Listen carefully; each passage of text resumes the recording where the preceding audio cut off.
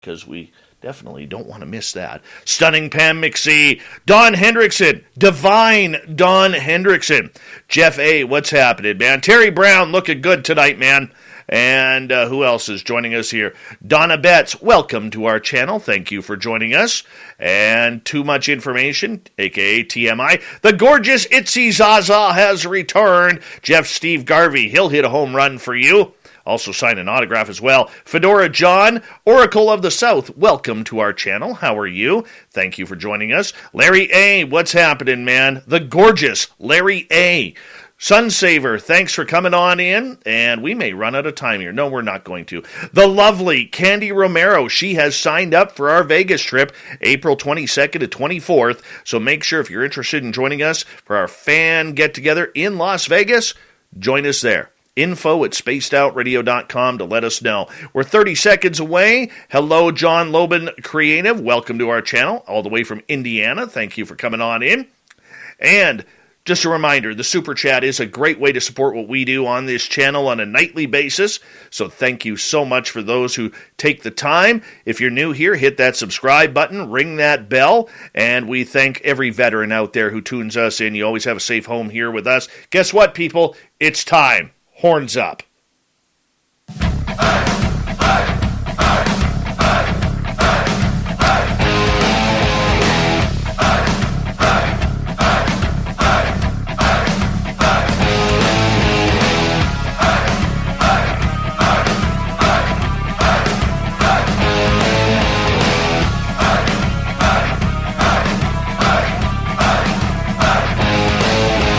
From the mountains of central British Columbia to you listening around the world, this, my friends, is Spaced Out Radio. I am your host, Dave Scott, sitting in the captain's chair of SOR headquarters. We welcome you to tonight's show on our terrestrial affiliates around North America, digitally on TalkStream Live, Revolution Radio, and KPNL. All of our archives are free. Go to youtube.com/Spaced Out Radio. Do old Davey the favor, hit that subscribe button. You can follow us on Twitter @Spaced Out Radio, Instagram @Spaced Out Radio Show, and now on TikTok @Spaced Out Radio. Our website is spacedoutradio.com. We have a plethora of features for you. Rock out to Bumblefoot. Read Shirky Poo's Newswire. Check out our swag as well. Tonight's show is brought to you by Chive Charities. Help make the world 10% happier by visiting Chive Charities today. You can find them on their website. Oh, man, we're going to board the woo train tonight. Miss Aida joins us. We're going to talk about curses, spells. We'll even mix in a little ghostly action here, just like a nice little spice on top. Then on hour number 3, we got Mr. Swamp Dweller going to join us tonight. Super Duke from World Bigfoot Radio brings in some monster talk. Shirky Poo's got the Newswire, and we got the Thought of the Dave as well. This is my first time interviewing Miss Aida, so I'm pretty excited about this. She's an author, teacher, and a witch. She was born into a Cuban family who practiced Santeria, Palo, and I'm going to butcher this one, Brujeria, I believe. I don't know if that's a silent J or not. Brujeria? Brujeria sounds better. Anyways, the practice of magic has always been a part of her life. Brujeria? Yeah. Let's just stick with that. Miss Aida is a natural-born medium and a hoodoo practitioner. In addition to having received many initiations in Santeria and Palo, she is also a registered nurse and a proud United States Air Force veteran. She holds a master's degree, a world-renowned authority on hoodoo, and she has published several books on this topic. If you want to check out her website, all you do is go to missaida.com, and boom, she's going to be right there. And we also have to note for our audience, if you hear puppies whining in the background, Miss Aida just got herself a pair of beautiful little puppies. They are sleeping right now, so we got to keep quiet. Miss Aida, welcome to Spaced Out Radio. How are you? Thank you. Fine. It's brujeria. Brujeria. Well, you know, I'm Canadian, okay? I'm just going to blame being Canadian on that one. Brujeria. Brujeria. There we go. Anyways. Oh, there you go. Perfect. Perfect. How are you tonight? Thank you for having me. I'm doing very well. Thank you for having me. It's nice to meet all of you out there. I can't see the chat room, just so you know. That's okay. So I will. You'll tell me the questions, right? Of course. When we got questions an hour or two, I will get them for you. I want to learn just a little bit about you. You're a proud United States Air Force veteran, so thank you so much for your service and everything that you've done, and especially being a registered nurse through the pandemic. I'll give you a few claps for being a hero for many people out there. So thank you for that as well. Yet, I always like to know this of professional people such as yourself. Do you hide your gifts and everything from the people you work with? I tried, but people would see through me all the time, and I don't know what you're talking about. Yeah, the whole hospital. She's a witch. People just know. I mean, I've had people walk up to me and just say, "You're a witch," just out of the clear blue sky. People know. And you're like, "Oh my God, I am? I am? What's going on here? Nobody told me." You know, when you're working the emergency room and then in administration, there isn't a lot of time for chit-chat all about it. And I'll just shrug my shoulders and walk away. What else are you going to do? That's all you can do. That's all you can do. Now, what's it like being a witch? I don't know. What do you mean? Well, I mean, for the majority of us out there, we have no idea what it's like to be a witch or Wiccan or whatever you call yourself. Yeah. So a witch, one doesn't have to be a Wiccan. I'm not a Wiccan. So Okay. I'm not a pagan. I believe in the Catholic entities, and witches can be of different faiths, and we don't have to be Wiccans. Wiccans are, what's the word? They're pagan. They're pagan. They have many gods and goddesses. I don't. I have God the Father and the Son Jesus Christ and the Virgin Mary and all the Catholic saints. So that's the difference for me. And if you go around the world, you have witches in every single country. They're not Wiccans, they're witches. How does one become a witch? You always wanted to become a witch. No, how does one become a witch? I don't know. I was born into a family that practiced this, and I was a born witch myself. I remember everybody used to tell me, "You're a witch, you're a witch." My mother was a witch, my grandmother, my uncles, my aunts, everybody. So it's normal. I don't feel any different than anybody else. I really don't. And I tell people all the time, when we're praying to God or when we're praying to the saints, prayer is a form of witchcraft. You're lighting candles, you're stating a petition or asking for something. I think prayer is another word for witchcraft. I really do. Oh, could very well be. Could very well be. You having a very spiritual side to yourself, obviously you have been someone who is committed to helping people your entire life. I mean, whether it's through mediumship, whether it's through hoodoo, whether it's through you being a veteran of the United States Air Force and now as a registered nurse, would that be an accurate assessment of who you are? I think so. And the interesting thing, my name Aida is interpreted to help. Isn't that weird that that's my name and it means to help? I just think that's incredible. So yes, I think that's my mission in life, is to try and help people. What do you get out of it on a personal level? Satisfaction. It's a rush when somebody has a problem, whether it's a spiritual problem or a physiological problem, whatever. It's a rush. It's like a high when you've helped someone and you've accomplished that mission. I don't know. It's a feeling of gratification. So with that gratification that you get from it, Give us an example of how you were able to help somebody with your abilities, because there's a lot of, especially today with the world being the way it is, there's a lot of pain out there. There's a lot of suffering. There's a lot of uneasiness, tension, and stress. How have you been able to help people over the last couple of years kind of calm their nerves and just let them be themselves? So I wrote a book. It's called Hoodoo Cleansing and Protection Magic.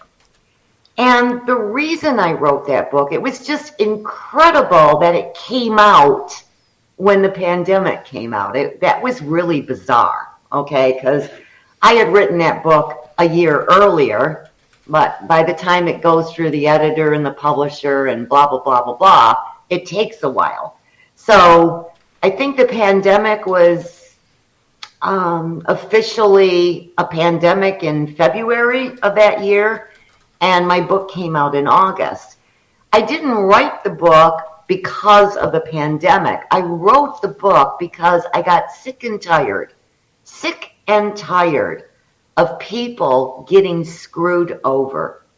And they would call pseudo metaphysical practitioners, and they pay them thousands and thousands of dollars to help them. And nothing would help them. And they just keep dishing out money. And they're still within their own misery.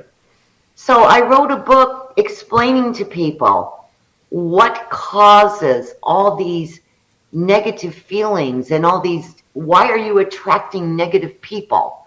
Why are you having a run of bad luck? Why is it that it just gets worse and worse? And this is how it happened. This is how you fix it. This is how you prevent it from happening again. I want people to be able to help themselves. And this book is perfect for any type of negative energies or entities that may be bestowed on somebody and causing them to suffer. Being a nurse, I was very fortunate that I am a nurse at that time, because I could explain the psychological, the physiological, and the spiritual connections with everything. And it feels good. It feels good. I've had so many people contact me and just to thank me. And that's a really cool feeling. It's like, yeah, I've helped. I don't know how many books I've sold. I think maybe 10,000. It's a good feeling that I've helped these people and I've prevented them from paying others to do something that they can fix themselves. And there you have it. How do people fix themselves? Okay. Like, I'm very open about my suffering from anxiety and depression. Today I was worked up, and I don't usually get this worked up, but today it hit me, and I felt like I didn't even know if I was going to be able to do the show earlier, because it felt, oh, wow. It just tightens your stomach right up where you think you're going to vomit. That's the feeling I was having, a few hours ago, but I mean, in the end, the show must go on, and we got to keep rolling. We got good people who are listening. We got radio stations that we need to make sure this show gets live to. So, I mean, how do you combat that negative energy or that anxious energy that seems to be taking over more and more of us these days? Well, the first thing that I always advise is to see a physician. Always, always. That's the very first thing you do. And, there might be a physiological problem, but you have to understand that your spiritual, your emotional, and your physiological aspects of being a human being are all connected and interrelated. So, I mean, there's many ways. There's not a quick fix. It isn't a quick fix. You have to understand the pathophysiology of what the problem is. What is the core problem? So I give lots and lots of examples of what it could be. And in your case, I don't know what it is. I mean, is this a long-term ailment that you've had? Oh, yeah. Yeah. I was first diagnosed in 2013. Pardon me? I was first diagnosed in 2013. With what? Depression and anxiety. Okay. So something brought that on. You know, at some point you had numerous negative events that just built up and built up and built up and piled on you. And it's affected your aura. It's affected, which in turn affects your emotional health. And you probably have physiological problems. You know, you might have stomach problems. You might have cardiovascular problems. I don't know.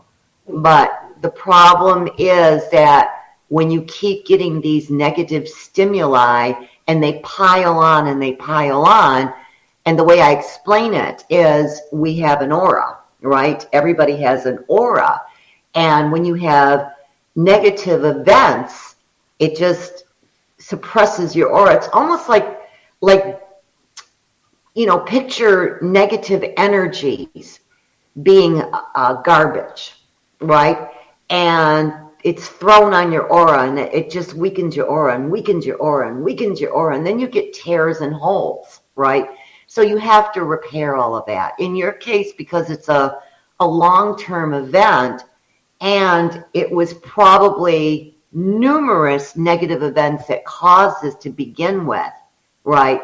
You probably have a suppressed aura, which has affected your emotional health and your physiological health. So you have to start somewhere to fix this. And I have all those, I don't want to say remedies, but ways to improve your physiological, spiritual, and emotional health. You can't do it overnight. It won't happen overnight. You have to work on it. You know, and I'm sure you've been told a zillion times to try and meditate. And that's all fine and well, and I do believe in that, but I don't think that's where the starting point is. I really don't. You know, you have to understand, and the way that I explain it in the book, it will tell you, the book will tell you what has happened to you. What about psychic attacks? Psychic attacks. So can you ask Kara, please, to be more specific? Yeah, she'll be able to hear you. But with psychic attacks, you know, where it's either spiritual, metaphysical, whether it's aliens, whether it's other people, whether it's, you know, curses or anything like that. We're going to get into curses a little bit later on in the program. But, you know, what about people who are attacking your spirituality, your aura, your energy? You know, almost like succubuses and incubuses. Okay, so are you asking me about people, or are you asking about the succubus and the incubus?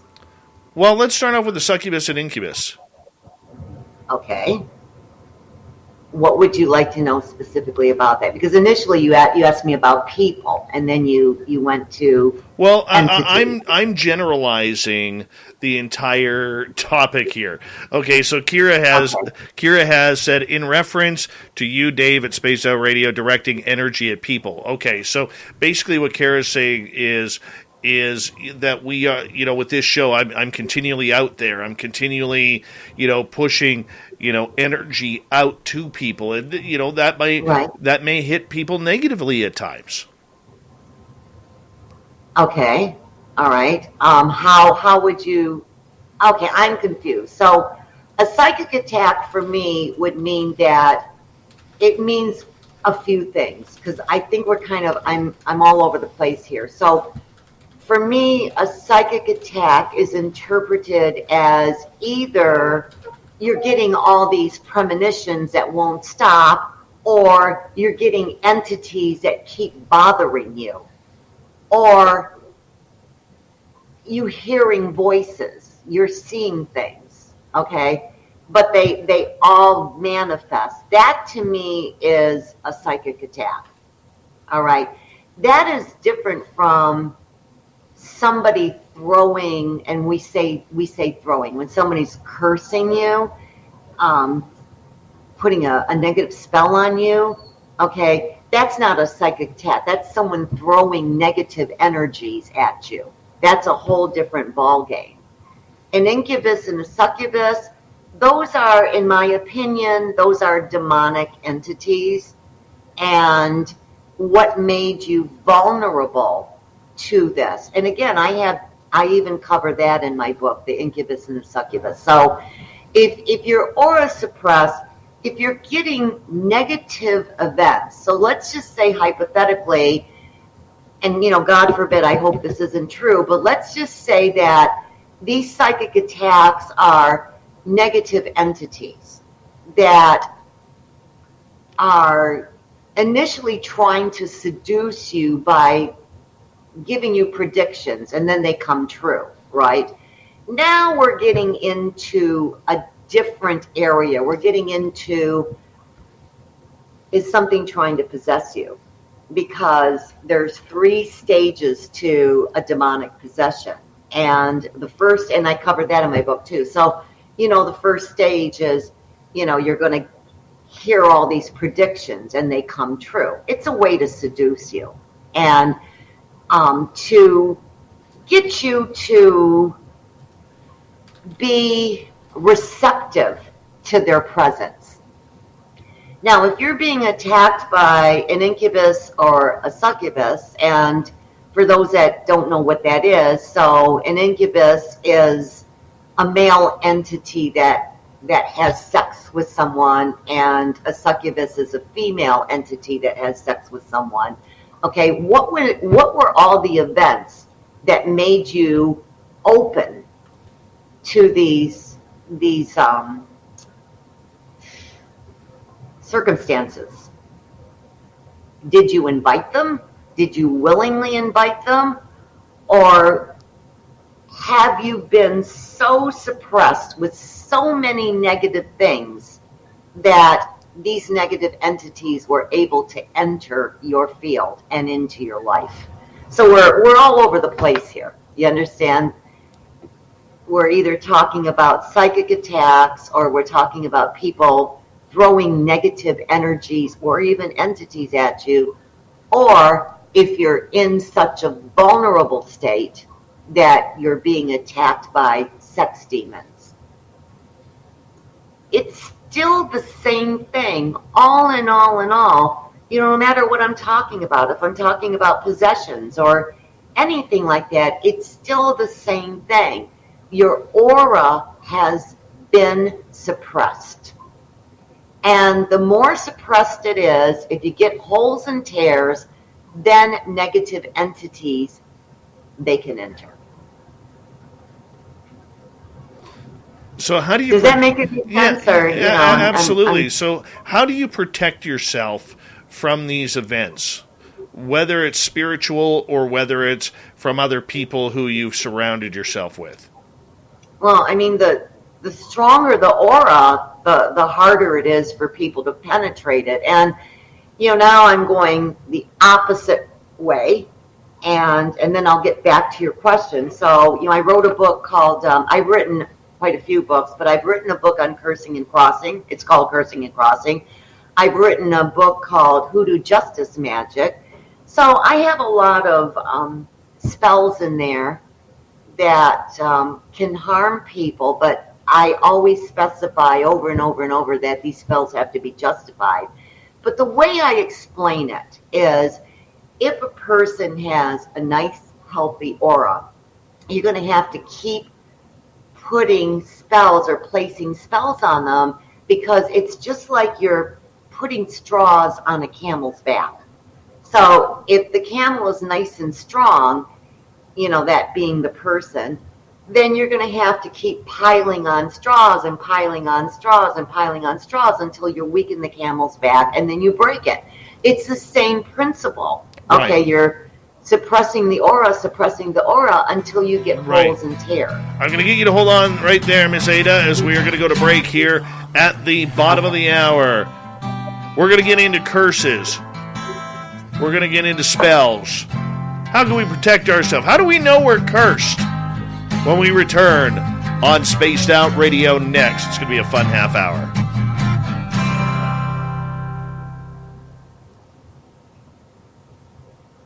All right, we're clear. And I'll just say a quick hello to Lester Taylor. Thanks for joining us. Cecil, my man, how you doing? Thanks for coming on in. And Mr. Catfish, good to see you. Thanks for joining us. And we'll take more questions from you guys in hour number 2, of course.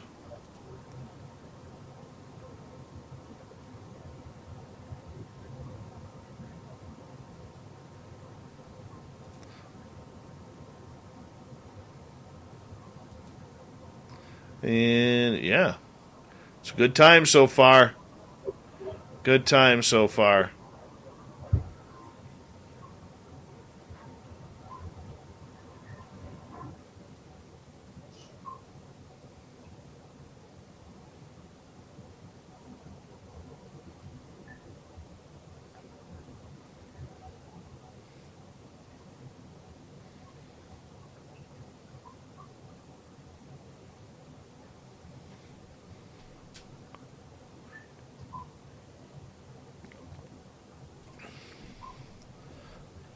Let's see here.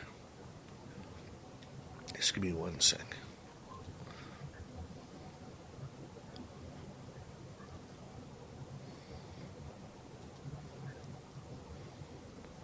Joe wants to smoke a cigarette with you. Uh-oh, I forgot. They can see me. Sorry about that. Oh, that's all right. I vape.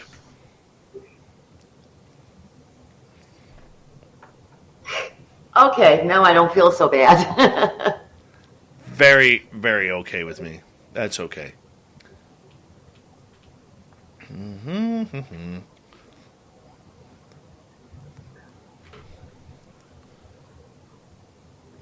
Hi, gorgeous Ronnie over on Spreaker. How are you? And who is over on Facebook tonight? The stunning Manitoba Becky. Penman! How you doing, Penman? How's your fountain pens tonight? He's only got like 18,000 of them. Something like that. It's ridiculous.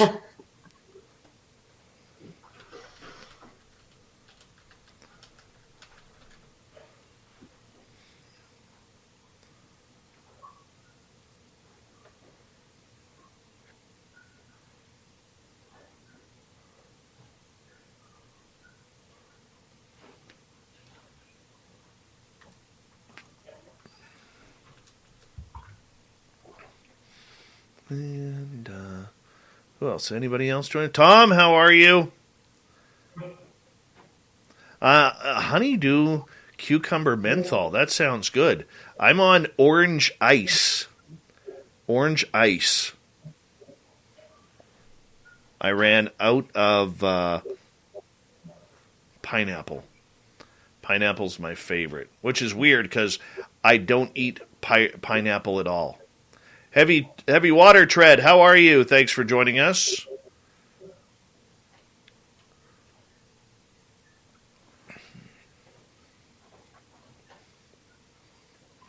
All right, we've got about 2 minutes. 2 minutes. Lovely Lauren, good to see you. Yes, the best comment of the night so far. Thank you, Grantavius. My hair does look amazing tonight. Apollo 11, thanks for joining us. I may leave that comment up for the rest of the night. Navajo, how you doing, buddy? Toe Tag says, from one vet to another, thank you for your service. I appreciate you. Oh, thank you for your service, too. Yes. We love our veterans around here. We really do. Thank you. Thank you. I appreciate it. So many people that are anti-military. It just makes me crazy.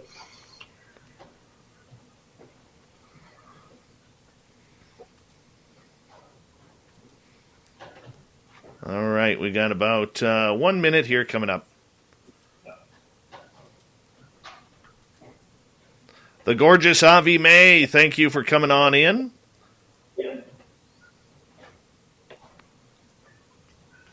Who told me to get a haircut there? Dale Mills, former Marine.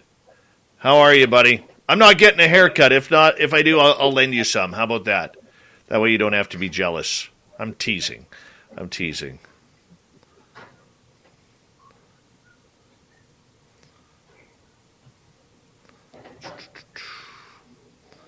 All right, everybody, I want to say a big thank you to Larry, Grantavius, and Quetzalcoatl for the amazing super chats. It's a wonderful way to support what we do on this show on a nightly basis, so thank you so much. And don't forget, San Francisco UFOCon 2022, March 25th to 27th. Lynn and I will both be there. Here we go.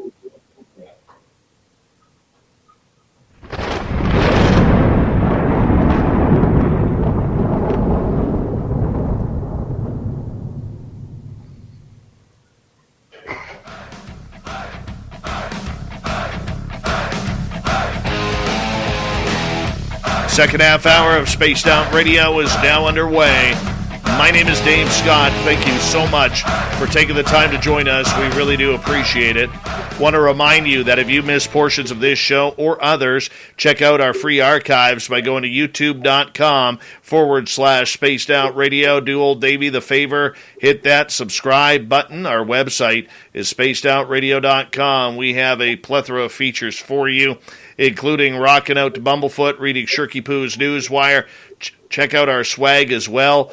Follow us on Twitter at Spaced Out Radio, Instagram at Spaced Out Radio Show, and now on TikTok at Spaced Out Radio. Miss Aida is here. We're talking curses and spells this half hour as we are going to get deep into it. You can find all of our books online and on our website, missaida.com. How are you? Thank you for joining us. Well, thank you for having me. May I say that I'm just very touched by all the comments about the military and being a veteran, and it really touches my heart. I'm almost in tears. Thank you for supporting the military. Thank you for saying that you love the military, and for those that have served, thank you for your service. This is just so beautiful. It's bringing tears to my eyes. I've just never felt so welcomed for having been a vet. Usually I get the opposite. There's so many anti-military people out there. Well, so thank you so much. We love our veterans around here. We always say to our veterans in our chat rooms and people listening in, all veterans always have a safe home with us in our chat room. And, God bless each and every one of you. That is for sure. The toughest question you're going to get tonight, I don't normally ask questions until hour number 2, but you got a pair of new puppies. So, what kind of puppies did you get according to its... Do you want me to show one of them? Well, you want me to bring one? The radio audience isn't going to be able to see them, so maybe just describe them. Oh, that's true. Okay. They're white German Shepherd dogs. Beautiful. I do have black and tan. I do have a black and tan, but a German Shepherd's a German Shepherd.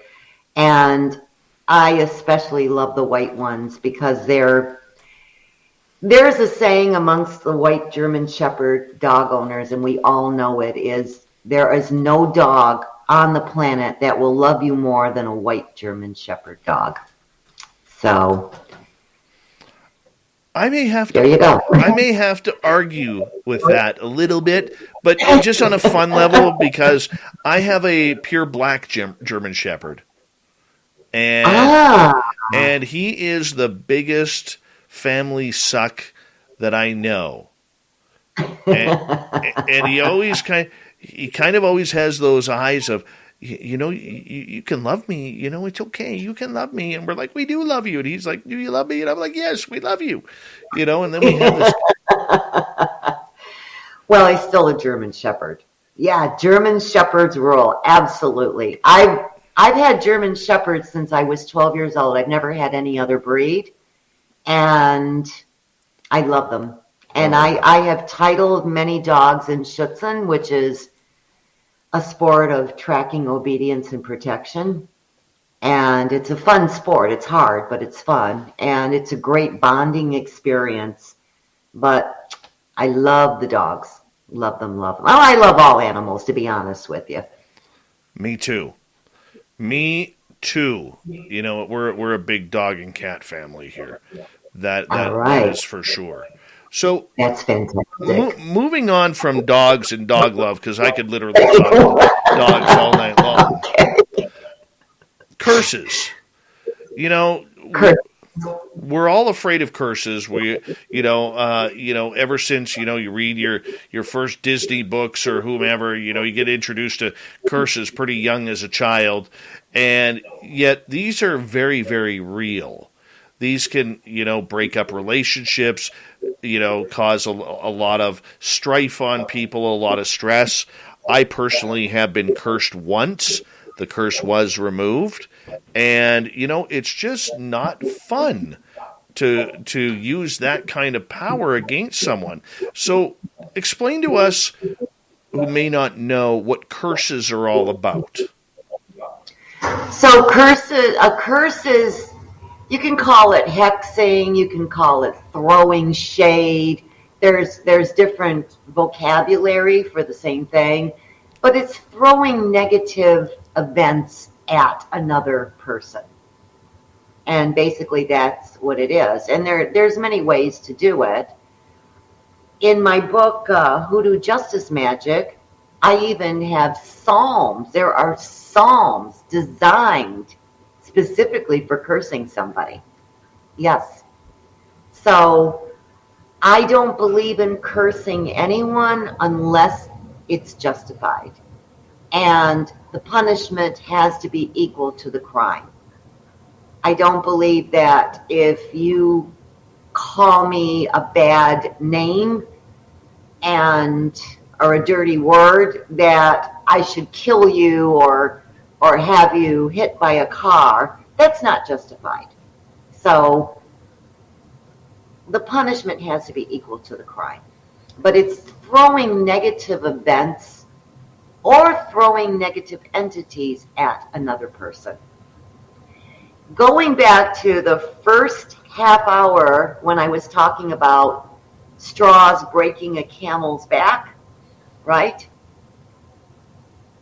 It would apply to how many times have people thrown a curse at somebody and it didn't work? Okay, so there's a lot of reasons that a spell won't work. But if you're justified and you're doing something and it doesn't seem to be working, you got to keep doing it over and over and over. So keep piling those straws on the camel's back until you suppress that person's aura and tear it or create holes. Why would someone want to place a curse on someone?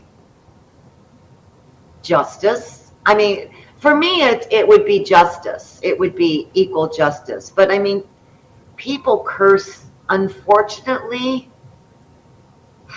I think they do it for self-gratification, for amusement, or overreacting to something, or if they have a poor self-esteem and they've been mildly insulted or a little negative event happened to them and they want that person to die. There's a whole bunch of reasons. But again, I stress over and over and over that it ought to be justified. Now, curses and magic spells don't backfire. There's a lot of fears out there that a curse will backfire. A curse won't backfire. What happens when you perform a curse is you're also in the line of fire. So you have to protect yourself, right? You have to protect yourself from whatever energies you're creating and outputting. So that's what happens. Now, let's just say hypothetically, I got mad at Jane Doe and I put a death spell on her, which isn't justified. And she dies. Okay. something's going to come back to me. It's not backfiring, but something's going to come back to me because I did something that was very, very wrong and unjustified. So it's not that it backfires, spells don't backfire. It can come back to haunt you, if you will, if you place an unjustified curse on another person. I really stress in my book, Hoodoo Justice Magic, that there are 3 specific psalms that are designed for cursing because the psalms that are written in the Hebrew Bible and the Old Testament of the Christian Bible are actually spells. They're spell recipes. What I like about those psalms is you're working with God. And what does God say? Revenge is mine, saith the Lord. So if you're telling God what happened, what this person did to you, God will take care of you. Okay. And the event. All right. So how does jealousy and rage work for people who are putting curses on others? How does jealousy and rage? Like, give you an example. When I was cursed, the person who put the curse on me was very jealous of the ET contact that I was having and the other phenomena that was happening to me at that time, because she wanted to be the center of attention, and here I am not knowing what the hell is going on, and she is the one. She didn't like it that all of the things that she wanted to be happening to her were happening to me. Okay, so let's pretend that we're not talking about curses. Let's pretend that we're talking about a battlefield, okay? And you have something that she wanted, right? So what does she do? She gets rid of you. And that's what it sounds like to me. If she gets rid of you, then she can take all that glory. That would be one example to shut you up so that she can stand, and at the limelight and be the center of attention. I've seen that happen a lot. Does the negativity that is thrown in with that curse take effect on the person who places the curse as well? Okay, so that goes back to, did I protect myself when I threw a curse at Jane Doe, right? If she's got a strong aura and a strong will, I don't know who this person is or what, anything about this, but if she's got a very, very strong aura and a very strong will, no, she's not going to be affected by that curse, right? Of the actual curse that's going out. However, it will come back to haunt her because she's not justified. Something or someone will, unforeseen, right? A guardian angel, a spirit guide, a good entity, something is going to happen to that person eventually. It may take time, but it just always happens that they eventually fall. And I'm sorry this happened to you. I'm so very sorry. Let me ask you something. Did this happen before you became depressed? Around the same time. So, that may have been the event that tore into your aura and made you vulnerable. Remember I said in the beginning that, spiritual and psychological and physiological are all interconnected. Okay, you may still be having the aftermath of that curse. You may be suffering the aftermath. Could be. But there's a lot of people out there though who take a lot of things on their own shoulders as well. Oh yes. And I just haven't been able to figure out the difference.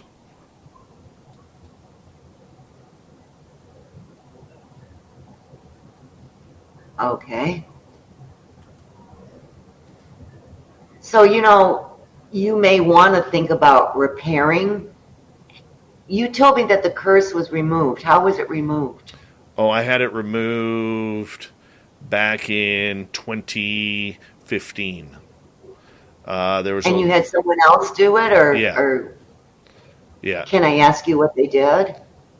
I don't even remember. There was a lot of meditation, a lot of black salt, a lot of white salt, a lot of garlic powder and hors d'oeuvres, and it got me hungry, to be honest. But a lot of Reiki, a lot of meditation, breathing. Yeah. Okay. So, it's really good to remove a curse. It really, and it will work, but you have to have some sort of protection on you to maintain that cleansing. Mm-hmm. You get what I'm saying to you? Otherwise, some of this negativity could come back to you. So, in the way I explain it is like this. If I go outside and I'm playing in the mud or walking in the mud and I come in and I've got mud all over me and I take a shower, right? And I get rid of that mud, that's comparable to the curse, right? To the negative event. And then I get out of the shower, and instead of putting on some sort of protective gear like boots and a raincoat, and I go back outside into the mud without that protective gear, I'm going to get dirty again. So cleansing is wonderful and getting rid of it is wonderful, but you have to maintain some sort of protection. And you can do that with prayer, ongoing prayer. You can do it with protective amulets. There's roots, herbs. There's oils. There's, I'm a strong believer in holy water, especially the holy water from Lourdes, France, that came from the grotto. And oils, you can get holy oil. You can get that at a church, right? You've got to have something to keep you protected. Very true. Very true. And, most people, though, do not understand how to protect themselves. And I realize you just mentioned, crystals and other things that go along the line. But, I mean, this has the ability to affect everyday lives of people if a curse is placed on them. How will they even know if they've been cursed or not? Oh God, there's a long list. You can have nightmares. You can have sequences of lots of appliances breaking down. You can get a feeling that somebody's watching you. You can just have one bad thing after another happen to you. There's all kinds of sleeplessness, anxiety, restlessness. Your other people will react negatively towards you, or they will avoid you. Not that they know what's going on, but they can sense something with your aura. They can subconsciously sense this. You can have, unfortunately, and this will happen, what we say, taking a hit. So sometimes a pet will take the hit for you. Another way you can tell is if you have protective jewelry and that jewelry breaks or falls off, it's taking a hit. So you could have one negative event after another. You can just feel like something's really wrong, but it always feels, always that you're surrounded by a dark cloud. And I'll tell you what that dark cloud is. That's your aura being suppressed with all this garbage on it, being the negative events, the negative energies, okay? That's what that dark cloud actually is. You're actually feeling the negative energies that have piled onto you. I have a whole list, and I could talk for an hour just on how do you know if you're cursed? You'll have, just like I said, one bad event after another. But, don't think that, oh, my dishwasher broke, I'm cursed. It would have to be one after another. Don't think because you got into an accident that you're cursed. But if you get into several accidents, yeah, something's wrong, along with the other stuff. Okay, so Mike brings up a comment here. He says, seems like my life is never-ending bad things. Maybe I am cursed. Maybe you are cursed, or maybe because you say, what you say is what you bring, right? And if you're saying all these bad things are happening to you, putting this out into the universe, you're attracting more of the same, right? So you have to, at some point, start thinking positively, laughing at things. And if the bad things continue, then maybe something's going on. Maybe it isn't a curse. Maybe you've just attracted so much auric garbage, right? Negative energies that you could feel as if you're cursed. It's kind of the same feeling. And you can actually do it to yourself. I'll give you an example. And this happens a lot, okay? Let's just say I go to, and I'm always using Jane Doe. I'm always using that. And when I do my live events on my Facebook, all my followers go, oh, here we go again with Jane Doe. But let's just say Jane Doe goes to, and this happens a lot, I'm telling you, it's a lot. Jane goes to a fraud practitioner, right? And that practitioner wants money. You're cursed. And if you don't give me this money, I won't remove the curse. Or if you don't give me this money, I'll curse you. Or the implication of a curse. Now, this person doesn't know how to curse, right? But this person knows how to play a mind game. What happens if you're a believer, if you believe that this pseudo practitioner is cursing you? You're going to curse yourself, right? You're going to suppress your own aura. And what I've said over and over is that negativity begets negativity. The same thing with positive things, right? So what happens, you're weakening your aura, you're attracting more negativity, you're convinced that you're cursed, and sure enough, you'll curse yourself. You will actually do it. So, Mike, you need to start thinking positively and, maybe think about cleansing your aura and doing some protective magic, or even just the amulets or whatever, and see if that can help you.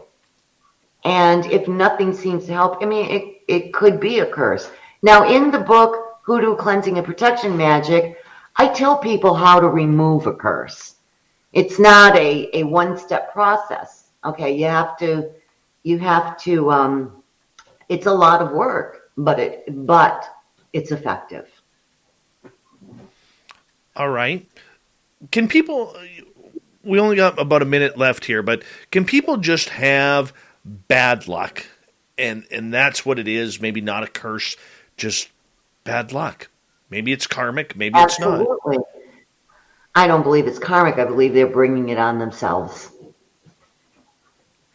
You have one event of bad luck, two events of bad luck, and then you get paranoid, and what do? You're attracting more bad luck. Because you're looking for it. Oh my God, what's going to happen to me next? And it happens. What's that law? Murphy's Law. Everything that goes wrong can go wrong. You can reverse that. Right. All right. Well, on that note, I'm going to get you to hold on right there because we are going to go to break here at the top of the hour, and we'll continue. And I know the audience questions are going to line up here because there's a lot of people who may have some questions about everything we've said in hour number 1. Miss Aida is our guest tonight on Spaced Out Radio. She's an author. She's a witch. She's got some good woo and fantastic hair. Her books can be found online. Her website, missaida.com. So check it on out. We'll be back with hour 2 of Spaced Out Radio coming up next.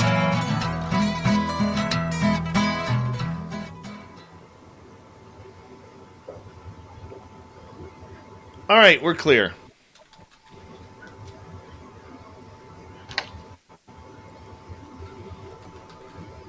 Is it okay? Yeah. How's the interview going? Is it That's okay? good. We're going great. We're going fantastic here.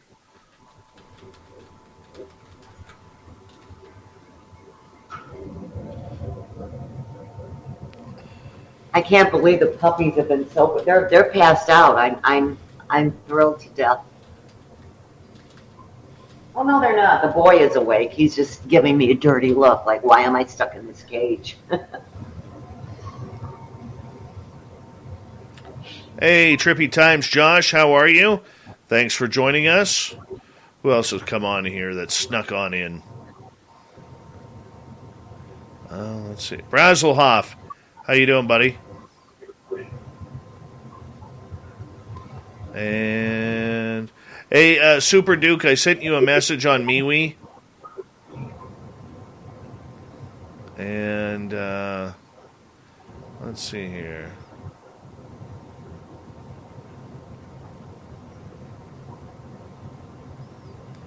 All right, we'll start off with Larry here. We'll wait until we're back on the air, okay? Mm-hmm.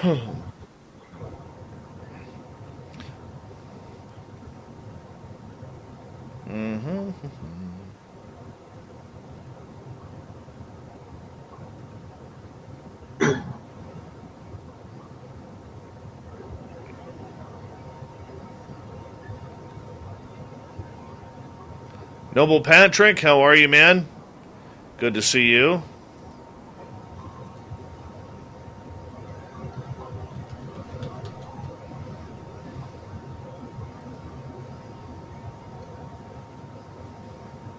I'm having a good time tonight.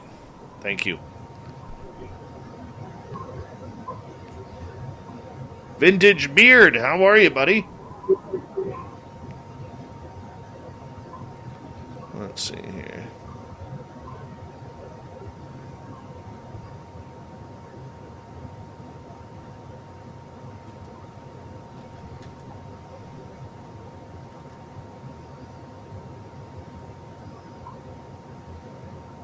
Let's see here.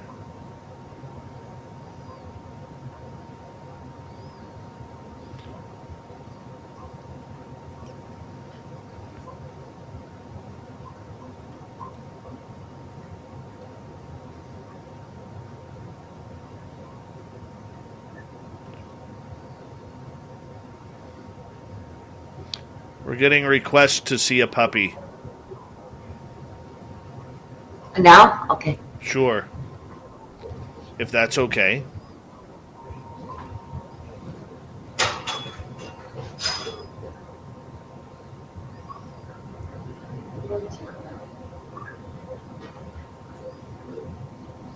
You got to see this dog. This dog is so cute. You're just going to want to squish him.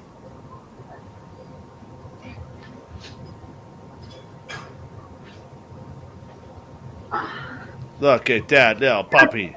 Here's the boy. Here's the boy. Here's the boy. Oh! This is Jacob, Jakob. He's 8 weeks old. Look how big he is. He weighs a ton. 8 weeks old. Oh, he's so cute. He is so cute. You say, "Oh, Mom, I kisses." He's the first one that wants to come out. He is so adorable. I'm trying to get him to look at the camera. I don't know how to do this. Wait a minute, hold on. Oh, okay, there. Look. There we go. Now we got it. Look how cute he is. He's like, "Oh, He looks like a little shucks." polar bear. He's like, "Oh, shucks. I am cute. You're right. I am so cute." He's got lipstick all over him. for some strange reason. That's okay. Sovereign Farts, how are you tonight?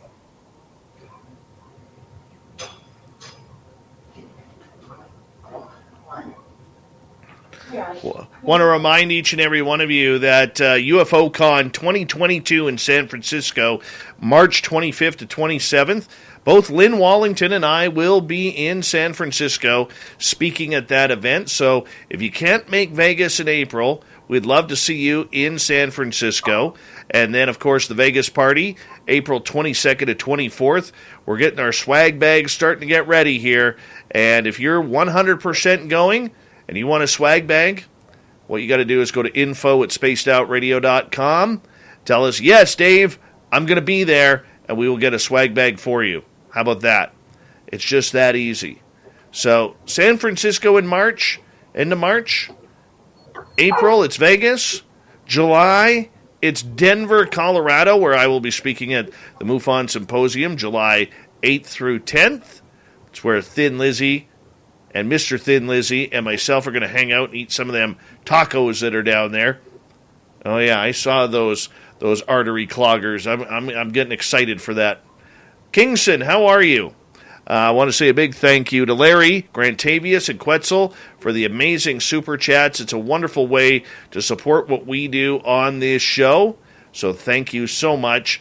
And Tangerina, how are you? Thank you for coming on in. And Stephen Finnegan, good morning to you from the UK. And, yeah, here comes hour number 2, everyone. Don't forget to put your questions in capital letters. That really helps old Davey out. So we're going to get going here in just a few seconds.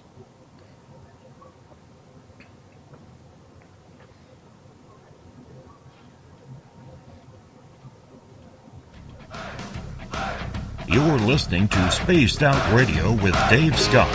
Follow Dave on Twitter @Spaced Out Radio and on Facebook, Spaced Out Radio Show. Hour number 2 of Spaced Out Radio is now underway. My name is Dave Scott. Thank you so much for joining us. Good to have you with us along for the ride tonight. Want to say hello to everyone listening in on our terrestrial affiliates around North America, digitally on TalkStream Live, Revolution Radio, and KPNL. All of our archives are free. Join us at youtube.com/Spaced Out Radio. Do old Davey the favor. Hit that subscribe button. The Desert Clam has set the password for tonight in the SOR Space Travelers Club. A coordinate is your password. Use it wisely, space travelers, as the Clam sets a password each and every night right here on Spaced Out Radio. Our website is spacedoutradio.com. We have a plethora of features for you. Rock out to Bumblefoot. Read up on Shirky Poo's Newswire. Check out our swag as well. Follow us on Twitter @SpacedOutRadio, Instagram @SpacedOutRadioShow, and now on TikTok @Spaced Out Radio. We continue the conversation tonight with author, researcher, resident witch, registered nurse, Miss Aida is here with us. We're loving her energy tonight. Absolutely loving it. And her website, missaida.com. And you can find all of her books online. Miss Aida, welcome back. Thank you for having me. Good to be back. We're going to get into some audience questions here with you.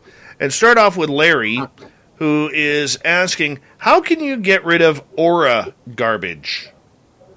So there's a lot of ways to do it. First of all, take vitamins. Take a multivitamin. You got to cleanse the inside as well as the outside. And I always suggest to drink nettle tea. Nettle. Nettle. So buy the herb and make tea, drink that. It cleanses you spiritually, and it also has antibacterial properties. I highly recommend that you spray yourself with Florida water, spray yourself with holy water, shower with sulfur soap, shower with ruse soap. Anytime you have a negative event, any little thing, like say, I'll give you an example. Here was a little event that really affected me. So I was at the library, and this was 2 years ago, right before the pandemic.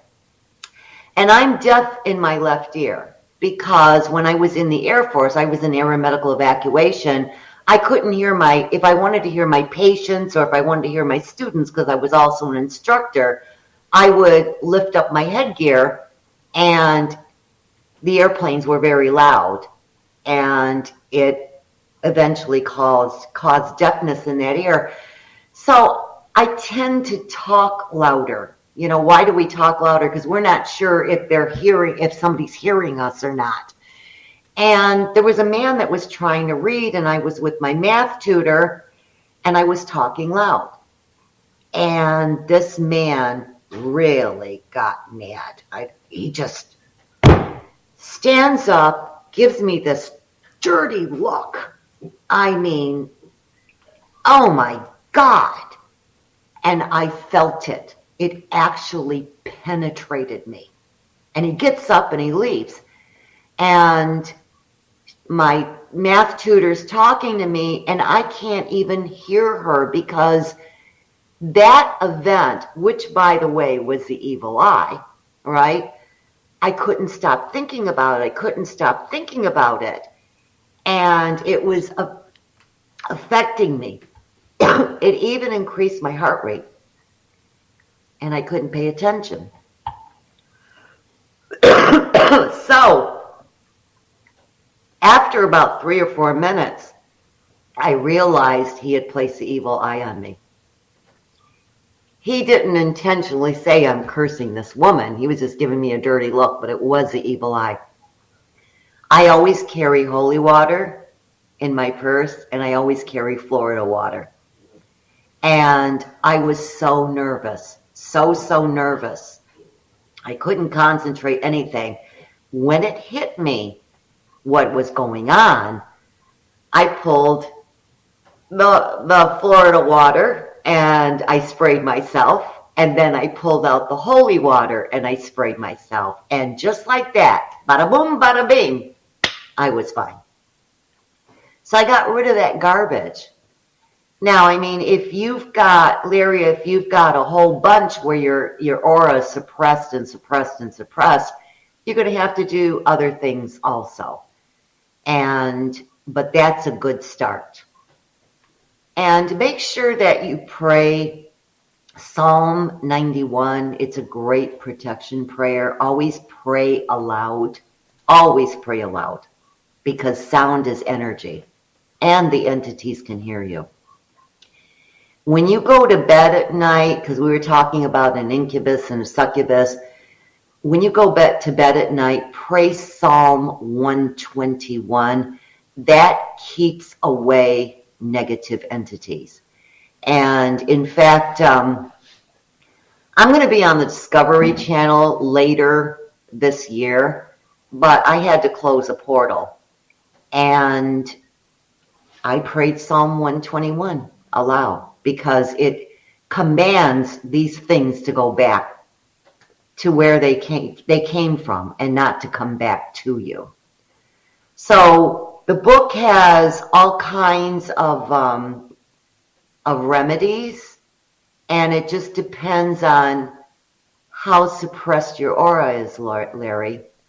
If it's a one-time event like it happened to me, or if I get into an argument, let's just say hypothetically, I had a husband and I got into an argument with him, and it was just like a little petty thing, right? Those energies can also stick to inanimate objects. So you might want to sage if it's something minimal, right? If it's something really bad, say you've got negative entities in the house, or you're attracting them, then you might want to use Tibetan ghost purging incense.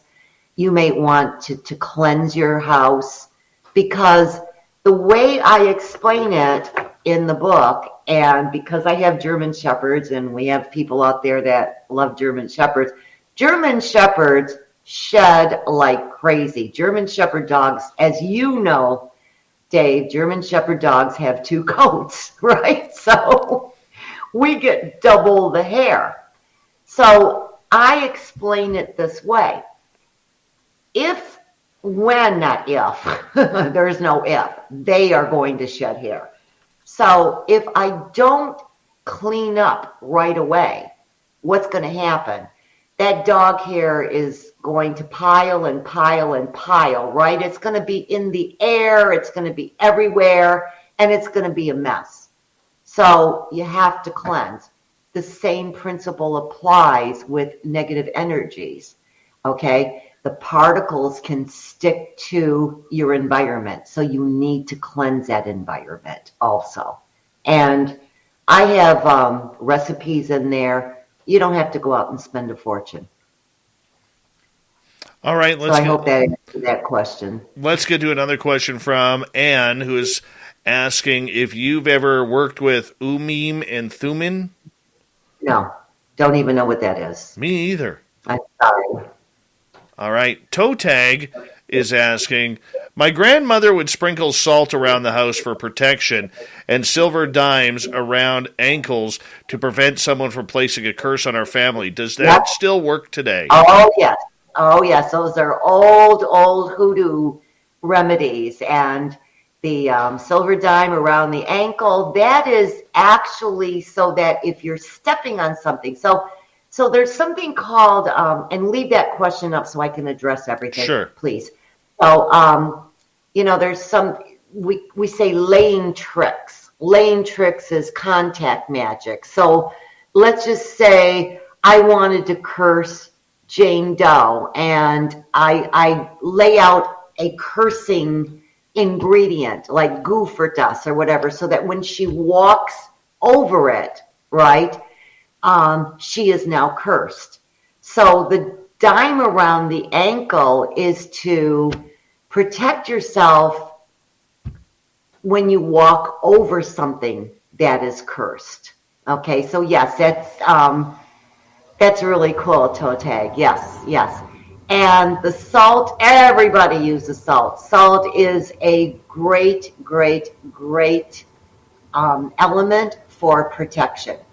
And, salt does a lot of things. So it can protect, it can get rid of negative energies. Salt is wonderful. Salt will also protect you against negative entities. Also, yes, these things are still practiced. Okay.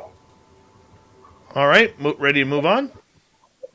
Yes. All right, we ask most of our guests this question.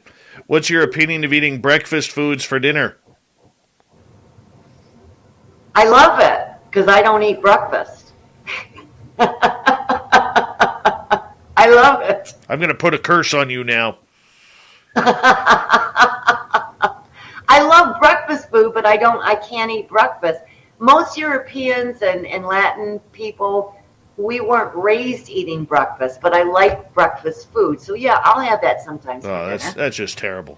Just terrible. Hey, wouldn't like steak and eggs or nice toast with butter and strawberry preserves on it? There is a reason why breakfast foods are called breakfast foods, because they are for breakfast, not for dinner time.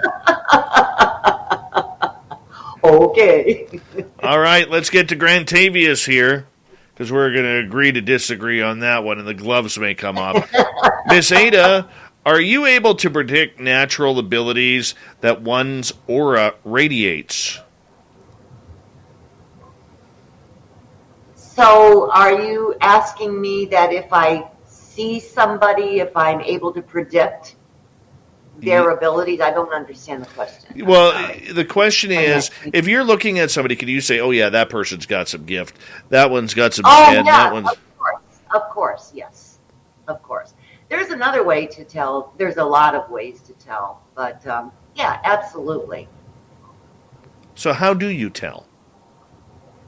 You just know. I just know. I can see the aura, I can see the if it radiates or not, I can tell by the way they're talking. But most importantly, you look into their eyes. And the eyes are the windows of the soul, and they speak volumes. So when I do readings for people, I will always ask them to please email me a picture with your eyes showing.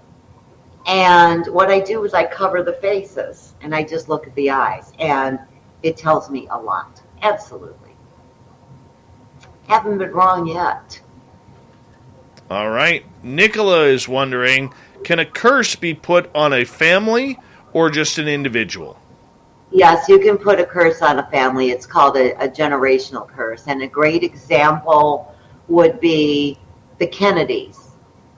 I know a lot of you are so young that you don't know the Kennedys, but President John F. Kennedy, that's the Kennedy family I'm talking about. So the father of John Kennedy, he was a bootlegger, and I believe that's where it started.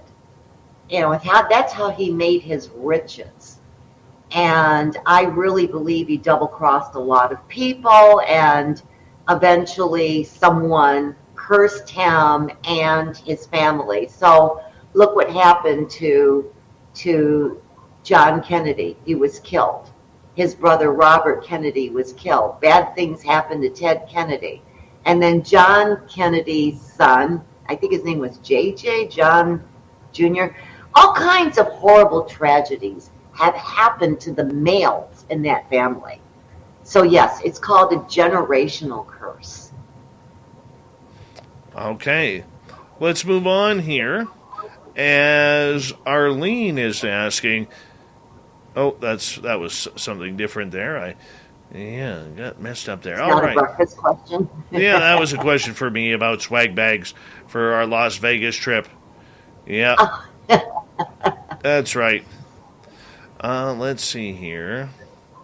So we scroll on down here. Well, while we're waiting for another question from our audience here, when we talk about curses and we talk about, everything that goes on with them, can you put and maybe I'm going to word this incorrectly, and I apologize if I am, but can you put a positive spell on someone? Let's say you have a young family or a young husband and wife who's been trying for years to get pregnant and have children of their own, and they just haven't been able to.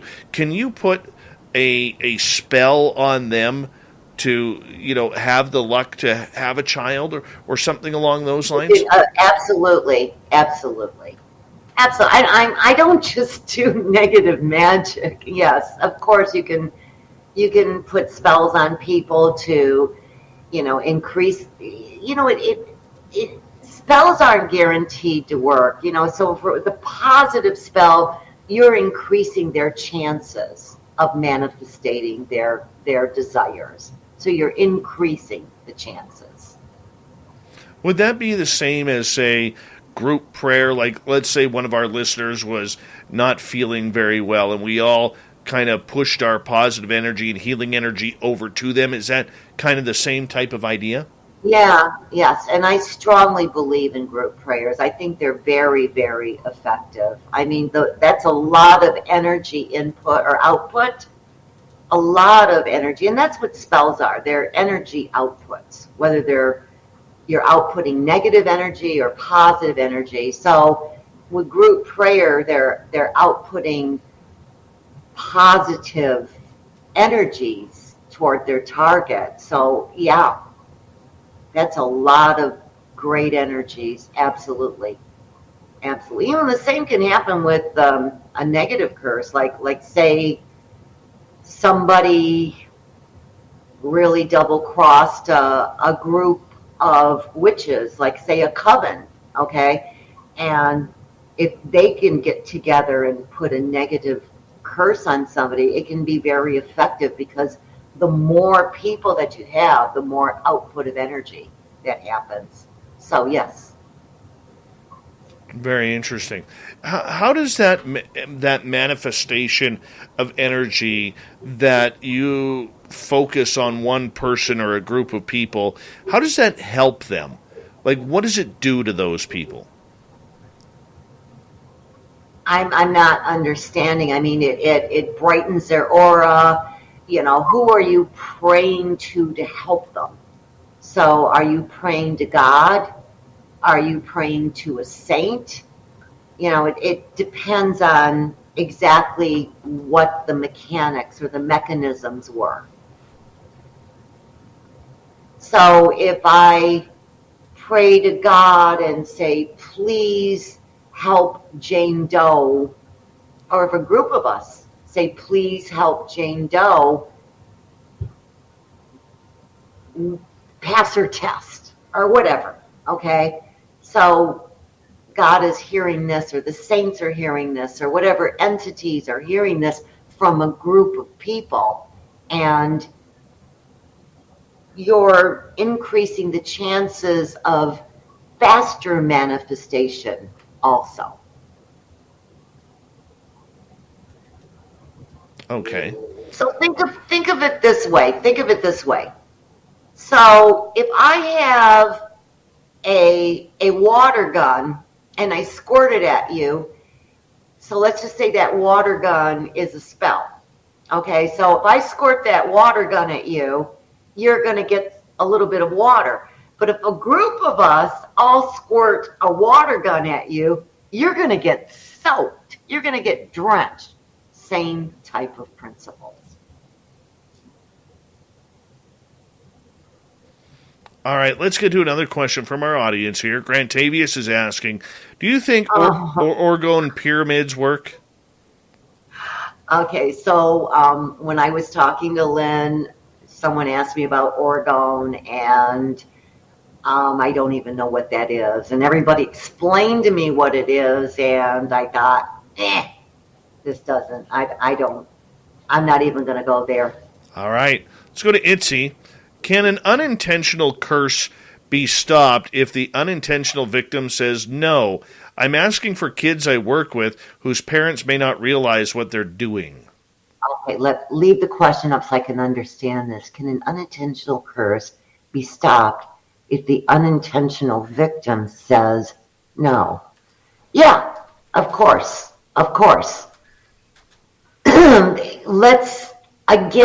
Let's just say this is a water gun, okay? So if that person puts up a shield, they're not going to get wet. So when you're saying no and you're protecting yourself, you're visualizing a white light around you or even a purple light around you, right? Or even outputting that energy no, right? That's still protecting yourself. Absolutely, Itzy. Absolutely. Awesome. We have 2 minutes left. Let's try and sneak in one or two more questions. Malou is asking, can I just take water from a church? How do you get holy water? I think my priest would look off if I showed up with my water bottle. Okay, so when we come back from the break, I'd like to tell you how I do it, okay? Because it's going to take longer than a minute. Is that all right? If I answer that question when we come back? Well, we got about 90 seconds that we have to fill. So why don't you start, and then we will. Okay. So if you want holy water from a church, there is no reason that they should try to stop you, because the church will have a fountain. The only thing I don't like about that fountain up front is that everybody sticks their hands into it and makes the sign of the cross. So what I always recommend is you take a bottle and you make up baloney, right, and lie and say, so-and-so is sick and I would like some holy water, but I don't want it contaminated by anything because the person who's sick is immunosuppressed. And that's what you can say. But never be embarrassed to take holy water, because everybody on the planet who's Catholic or Orthodox takes holy water home. And yes, you can show up with your water bottle. Absolutely. Beautiful. Beautiful. We got just under a minute left. Can we sneak in one more here?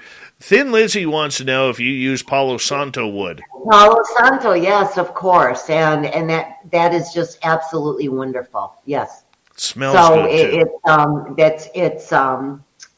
It's a stick, a piece of wood, and Palo Santo is holy wood, right? So yeah, you just light that and smoke it around your house. Absolutely. Why not? Thin Lizzy Borden. Smoke them if you got them. That is the key to Palo Santo wood. and throw in a little sage just for good luck here as we have Miss Aida for another 30 minutes here on Spaced Out Radio, taking questions, curses, spells, witchcraft, good, bad, indifferent. Hey, everything could be good if you want it to be good. And that's where we're going as we find our Zen and Chi tonight on the mighty SOR. Spaced Out Radio continues with Miss Aida at missaida.com right after this. Stay tuned.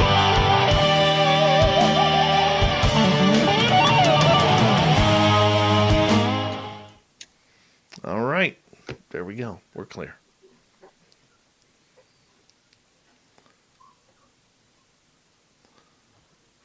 All right. That'll be our next question for when we come back.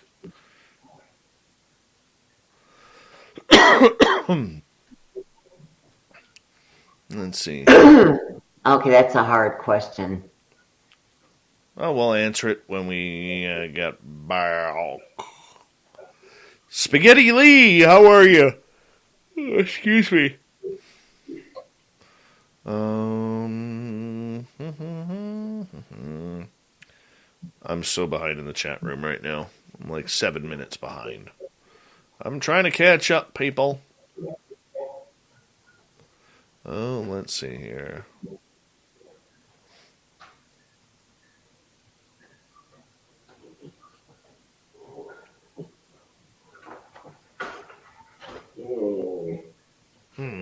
Poor puppy. I know. Baby, you're being so good. You do. Yes, you are. You're both good. You're good people.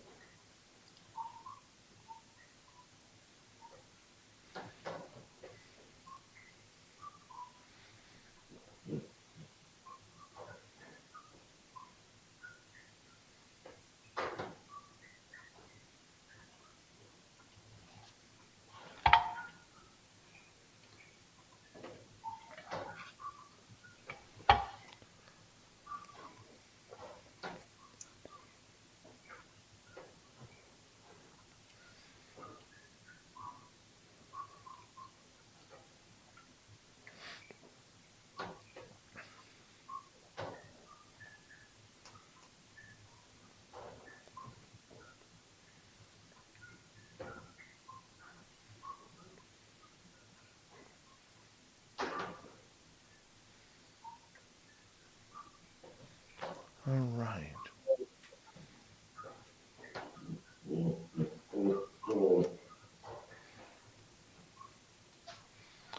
All right, we got lots of questions building up here, so that's awesome. Hi, Fedora John. How are you? A real soldier, I didn't get earlier. You're under a different name.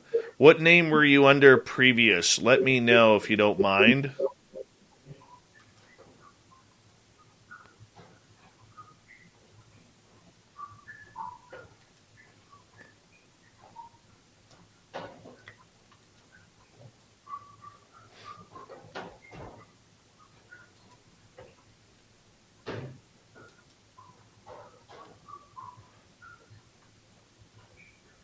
Oh, yeah. Well, you got like 19 different identities, Bob, Julius Caesar, Cosmic Contour.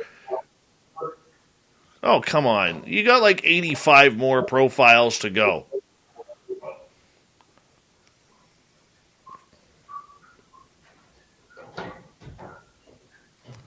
Solstice Saltwater Lures. What's happening? Welcome to our channel. Very weak snark, though, man. Very weak snark to start off. I prefer good snark.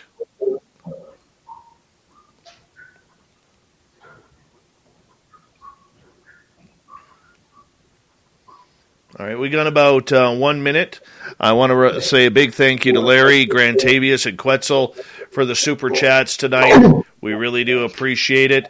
Big thank you to everyone tune in, and especially all of our veterans out there. You always have a safe home here on our show. And let's see here. What else can we say? March 25th to 27th, both Lynn Wallington and I will be in San Francisco for UFOCon 2022. You can go to UFOCon2022.com and get your tickets there. It's going to be a lot of fun. There's going to be a lot of cool people there, and come meet us. We'd love to meet up with all of you. And then Lynn and I will be in Las Vegas for the SOR fan party on April 22nd and 24th. I booked my airlines today. Here we go, everyone.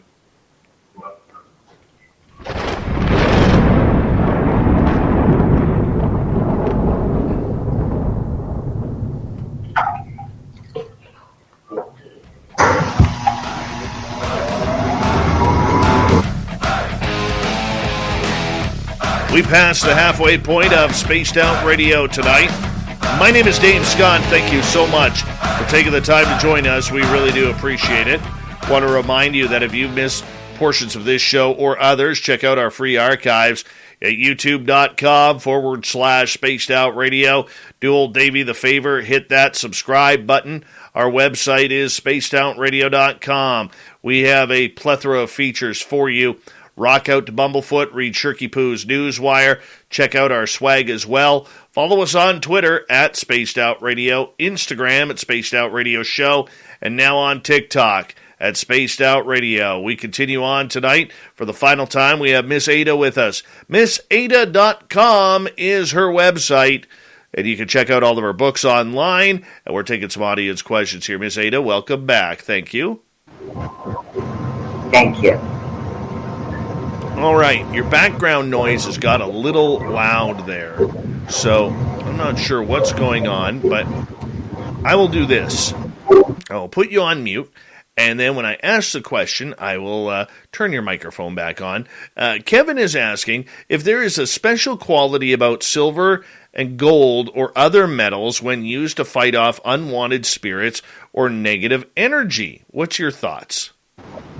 So, it's a very, very good question. And, if you go back through time, I can't give you the properties, but if you go back through time, oral tradition always taught us that silver is a repellent against negative entities. I've never heard of gold being a repellent, but, here I have a silver bracelet that I always wear. I bought it in Greece. It's a bunch of anti-evil eyes, and also a really the best repellent that you can have against negative entities is iron, not steel, because that is iron with carbon, I believe, but iron. You can buy iron bracelets or iron rings, and entities, especially fairies, and there are different types of fairies, and there are evil fairies that are repulsed by iron, and negative entities are also repulsed by silver, but not as much as iron. But I can't tell you why. I can tell you the silver is associated with the pagan goddess, and the gold is associated with the pagan god, but I can't tell you why. I can only tell you that it goes back to oral tradition. And, right away it makes me think about the silver bullet and the werewolf. Isn't that, you're more of an expert on it. I don't know much about that, but a silver bullet will kill a werewolf. So right? They say. So that goes back to oral. Pardon me? So they say. Yeah, so they say. It all goes back to oral tradition. but I just can't tell you why, and I apologize for that. All right. Pack How do Woman. you lift it? Well, we'll move on here. Pack Woman is asking, how do you lift a generational curse? So I always explain to clients, it is almost as if you have a hereditary disease, right? You can keep it under control. And that's the best you can do. As far as removing it, that's kind of tough, but you can keep it under control. So it'd be the same as taking your daily medicine, right, to control whatever hereditary disease you have. So look at a generational curse as a hereditary disease. To lift a generational curse, you'd have to go to the source. And that would be really, really tough to do. You'd have to contact the entity or find where something was buried. That's hard to do. So just keep it under control. Sandra is wondering, is there a quick saying or prayer when you have to deal with negative people for protection? Psalm 91. It's not a quick one, but Psalm 91 is a protection prayer. And how does that protect? It summons God to protect you. It's the most powerful protection prayer in the Bible. Okay. Let's go to Fidgety Aura, who is wondering, can you sanctify your own holy water? Yes. I don't. I personally don't. But yes, you can do it. So you just bless it and call on God or goddess or, whatever your faith is and ask them. See what happens with holy water.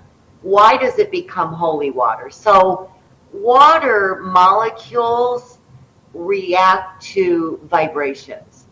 And I have done this on my live events where I've showed pictures. I know you can't see pictures on the radio, but for those that can see, I'm holding up a picture right now of water that's molecules that are reacting to negativity. So if I'm screaming or hollering or whatever, right? And when I'm saying nice things, water molecules look a lot prettier. So for those that can't see it visually, the water molecules look like blobs when I'm speaking to it in a negative manner, and then they look like beautiful snowflakes when I'm talking to it in a positive manner, and it's responding. So when you're making holy water, what you're doing is you're putting in some sort of vibration that changes the molecular structure of the molecules. So yes, you can do it with prayer. I personally don't do that.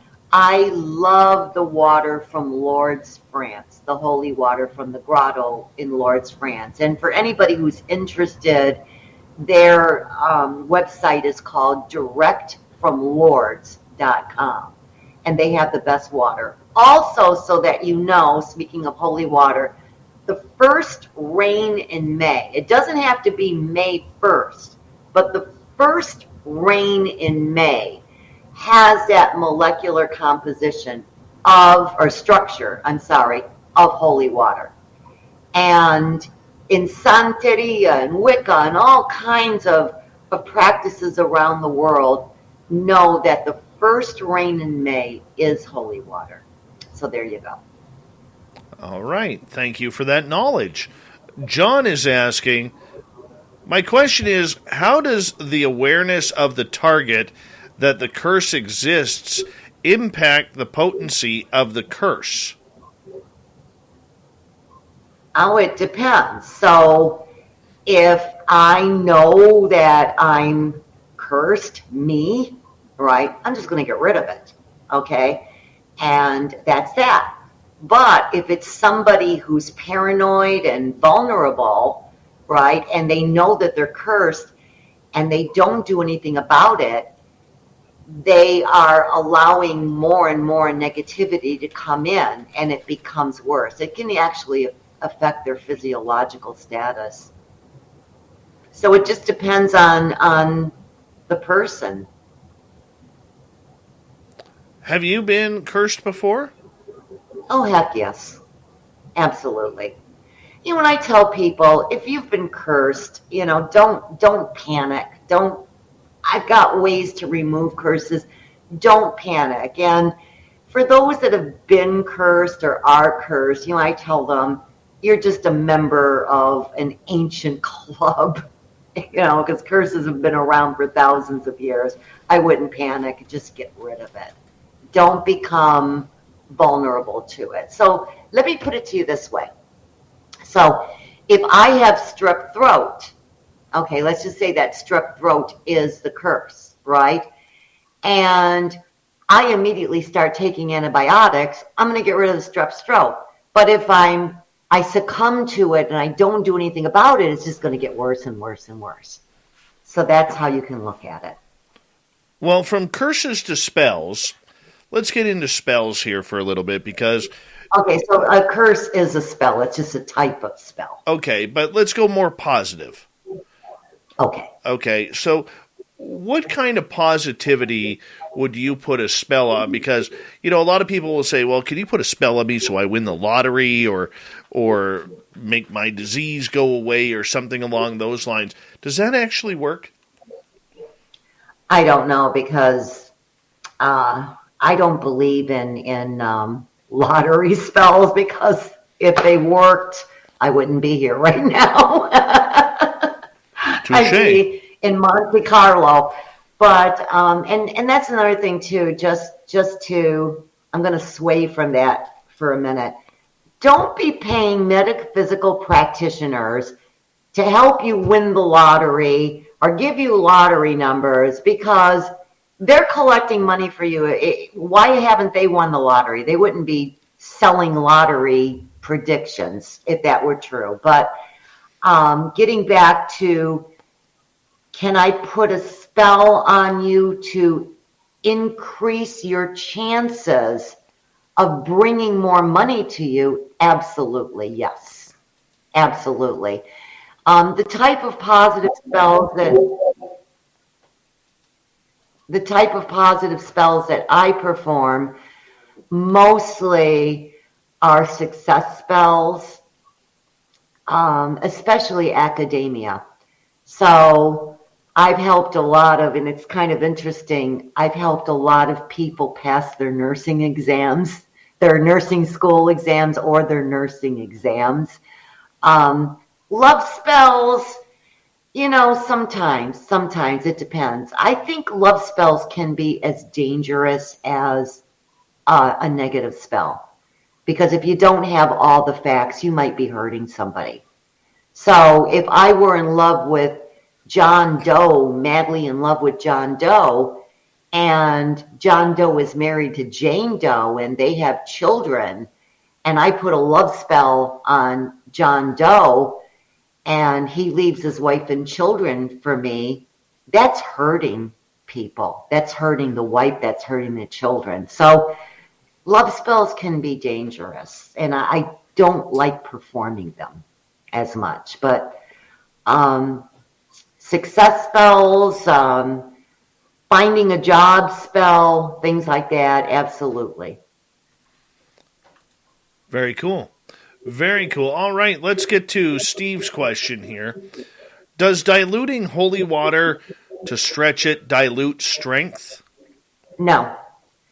So it is said, and it's been said for many, many, many, many years, decades, maybe hundreds of years, that you can put 1 drop of holy water into a vat or a tub of water, and it turns everything into holy water. Now, you can and will,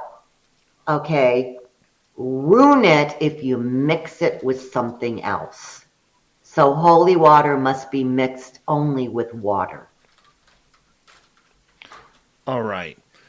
getting back to the whole idea that, you could wish well for someone and give them that spell or that affirmation for confidence to go into that job interview or to maybe have the luck of starting a family or something along those lines. What happens to your energy when you're putting out positive spells and affirmation like that? I have to be honest with you. When I perform positive spells, it weakens me a little bit. But when I perform negative spells, it wears me out for probably a couple of days. Because when I practice magic, I scream, I yell, I do whatever. Okay? And if it's a positive spell, I'm doing a lot of visualization, a lot of role playing, and it tires me out. So positive spells tire me out, but negative spells burn me out. That intrigues me, because you would think with the positivity, even though you're using your own energy, that you would get the enlightenment and the love back from it. No, not at all. Because whatever type of spell you're performing, you're outputting energy. Where is that energy coming from? You're drawing it from the universe and you're drawing it out of you.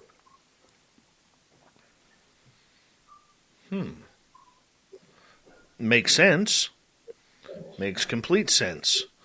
Okay, so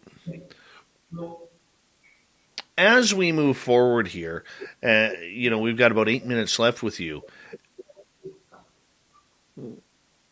What happens if a positive spell goes negative?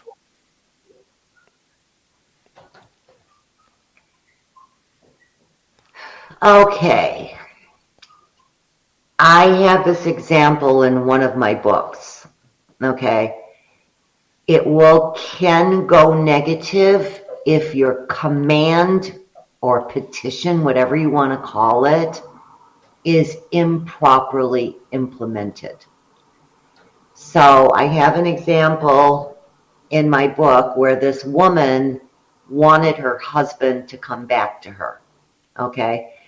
And she performed her spell by herself.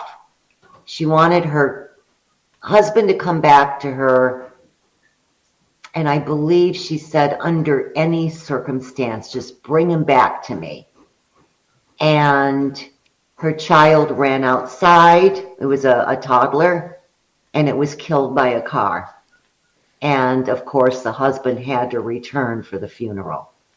So positive spells can go awry if your petition is not structured properly. And another thing too, and this doesn't answer your question, but I just want to add this. When you perform a spell, never say, I want, I wish, or I desire. Never say that, because I can wish to win the lottery and that spell can manifest. I won't win the lottery, but what manifests is I will spend forever wishing to win the lottery. So you never use those words. Is that because it's selfish? No, because think about what you're saying. The spell is I wish. The spell is I desire. The spell is I want. So you will continue wanting, wishing, and desiring. You're not saying money will come to me. Success will come to me. You're saying I wish, I want. Get it? Got it. Makes sense. Makes big time sense. All right, Miss Aida is here tonight answering your questions and ours about all sorts of stuff. We'll quickly switch topics here. We got 5 minutes left. I think a lot of people would be very curious to learn, what is the difference between hoodoo and voodoo? Hoodoo is there's let me just go backwards a little bit. So when the Africans were taken out of Africa into slavery. They were brought to different places. And some of them they were brought to Cuba and what was practiced there, Catholicism, right? Same with voodoo. And, here in the United States, people were mostly Protestant. So what happened when the slaves were in Cuba and other parts of the country where Catholic entities were worshipped, they incorporated their own entities into the Catholic ones. So that's how you get an African traditional religion, right? Because it finally becomes its own religion. Voodoo becomes its own religion. Santeria becomes its own religion. It's a meld of the Catholic religion into the African religion, right? When they came here to the United States, no, let me go back. Voodoo, Santeria, those practices are written in stone. Okay, so things have to be done a certain way. They're always done this certain way. I'm not an expert on voodoo, but I can speak for Santeria. So when they were brought here, the slaves really, it became a folkloric magical practice, and it became an African derivative tradition. So hoodoo has not only the African aspects of it, but it incorporates European magic, Asian magic, Native American magic, and it's forever evolving and growing. So, it takes on more. It's a folkloric practice. It's not a religion. It's an African derivative tradition, whereas voodoo is an African traditional religion. And that's the difference. You have to be initiated into voodoo. You do not have to be initiated to be a voodoo practitioner. We always think of voodoo, and it probably rubs off on hoodoo, as being a negative practice. Because that's the way Hollywood. That's the way Hollywood has made it out to be in books and movies and everything. Yeah. But that simply isn't true, is it? No, voodoo is a beautiful, beautiful religion. Beautiful religion. So I told this to somebody. In Santeria, we have different entities that we. That's my dogs. I apologize. In Santeria, we have different entities that we worship. And a long, long time ago, I brought an eggplant with some flags to the cemetery to offer, one of the entities, just an offering, and no big deal. It was an eggplant with little toothpick flags, right? And that night I'm watching the news and they're looking for the devil worshiper who left this at the cemetery. So, you see how the media gets involved and they change things. No, voodoo is a beautiful religion, as is Santeria. All right, we have 90 seconds to go with you tonight, and I want to say a big thank you to you for coming on Spaced Out Radio with us, Miss Aida. It's been a lot of fun and a lot of knowledge for all of us who may not be familiar with everything that we discussed tonight, from hoodoo to voodoo to curses to spells and everything in between. Do us a favor, take the next minute to let our audience know where they can find your books and more information about you. Well, you can go to my website, missaida.com, missaida.com. You can go to my Facebook page. I have a free live event every other Sunday at 8 o'clock Eastern Standard Time. And I'll do some free magical coaching. And you can go to my Facebook page and look at my old videos. They're up there. And that's Miss Aida Psychic. And if you want to buy my books, just you can go to any bookstore, or you can go to Amazon and see my books there. And That's about all I know about me. Well, Instagram, Miss Aida Conjure on Instagram. Wonderful. Wonderful. Well, thank you so much for taking the time to join us. We really do appreciate all of your positivity and your knowledge tonight on our show. Thank you very much. Thank you for having me. All right. Bye, everybody. Coming up next, we're going to go to Super Duke. He's got an extra long, spooky story that he's going to take with us. And then, at the bottom of hour number 3, we're going to warm up the Magic 8 Ball for some psychic intuition. We got Shirky Poo's news and the thought of the day as well. Stay tuned.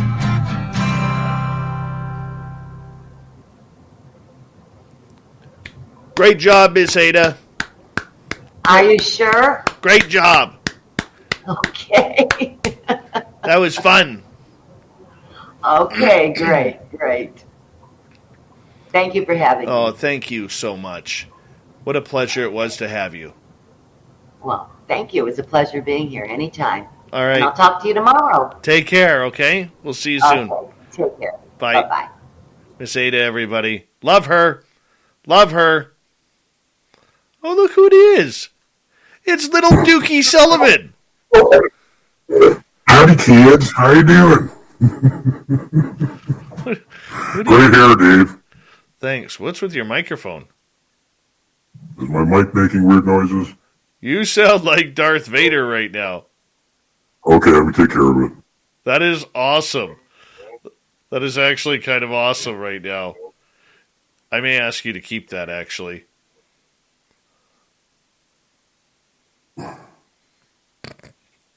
Super Duke.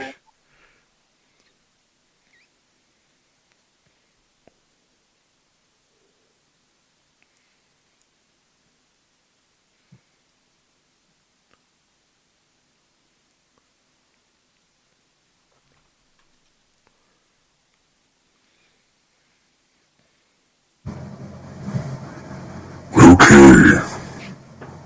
Still? Are we back to still on? You still got Darth Vader voice.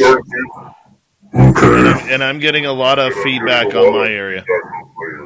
I'm going to have to log out for a second here and get back on again. All right. That actually sounds kind of cool.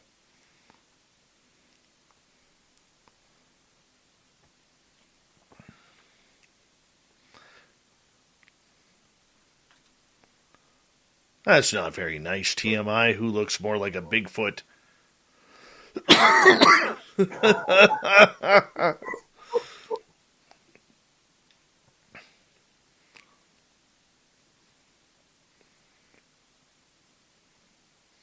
Yes, Anders, sounds like, let's play a game.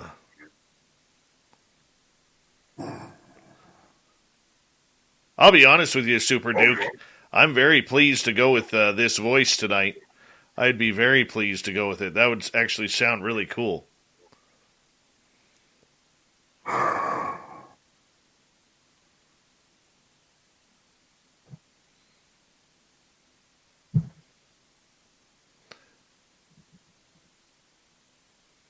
What kind of audio program are you using?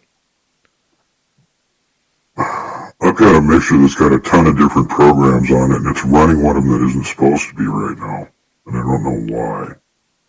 God, please don't change it. Don't change it. It sounds way too awesome, man. Ever since I've been the champ.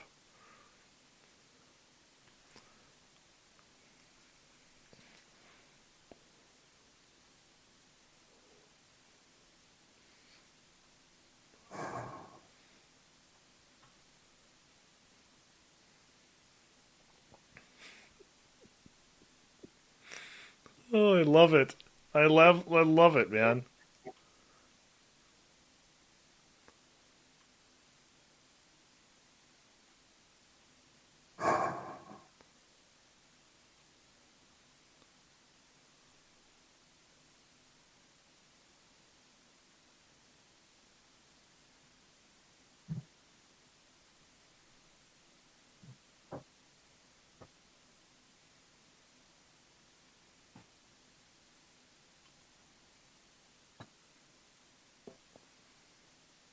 Okay, what do we got now? Oh, you're back to normal. Yay. Oh. Yeah, I was working with this program where I was messing around with different kinds of music and trying to modify, certain types to make it sound like something different. Yeah. And the thing wouldn't disable itself again. So. Damn it. Okay. Dude, it sounded awesome. I'm not going to lie. It sounded awesome. I would have totally... Really? I would have totally ran with that. Totally ran with that. I couldn't even hear it on my end.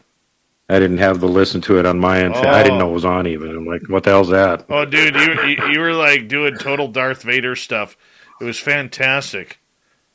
I'll have to try and find what the heck I had on there and see if I can find it again. Everybody's asking in the chat room, can you go back? Can you go back?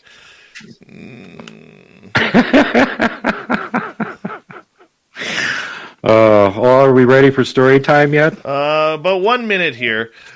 Super Duke is going to go a little bit longer tonight because I accidentally made a boo-boo and did not preload in my Swamp Dweller story for tonight. So I apologize. I know a lot of you like that, and our radio fans are especially really enjoying it. So I do apologize, but I will get back to it tomorrow night. Hey, Fapster, where you been? Bingo halls finally let out or what? Fap. Mm-hmm. Fap. Is Cosmic Farts in the chat room? Or Cosmic Farts, yeah, Cosmic Farts is in there. Right on. Hey, Cosmic. Mm-hmm. All right, we got 23 seconds. Thank you, Grantavius, Quetzal, and Larry for the super chats tonight. Very much appreciate it. And let us rock and roll here in about 10 seconds, Duke. Right on.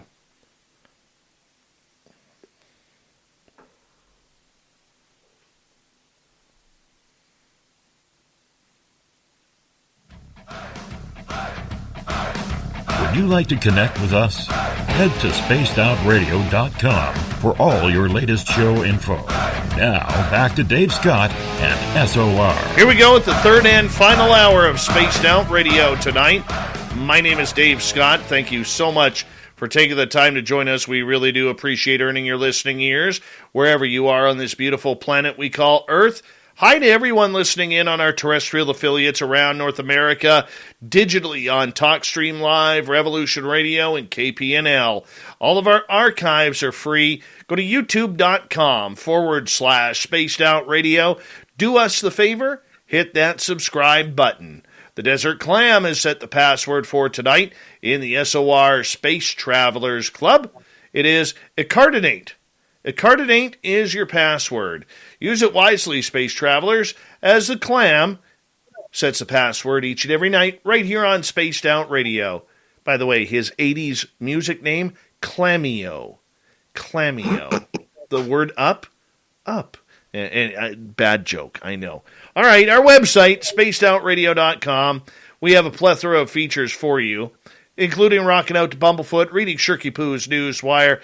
Check out our swag as well. Follow us on Twitter at Spaced Out Radio, Instagram at Spaced Out Radio Show, and now on TikTok at Spaced Out Radio. All right, it is that time once again where we get a little bit shifty, a little bit shady, a little bit dirty with Duke Sullivan from World Bigfoot Radio.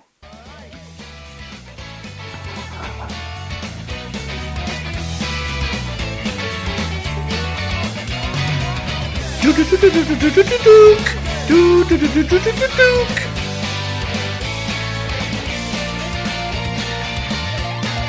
right, Super Duke from World Bigfoot Radio on YouTube, one of the largest Bigfoot channels going right now. And if you ever get a chance to go on YouTube, make sure you hit that subscribe button and ring that bell for old Super Duke Sullivan. Duke, welcome back. Hey, howdy everybody. Big Sky howdy from Montana.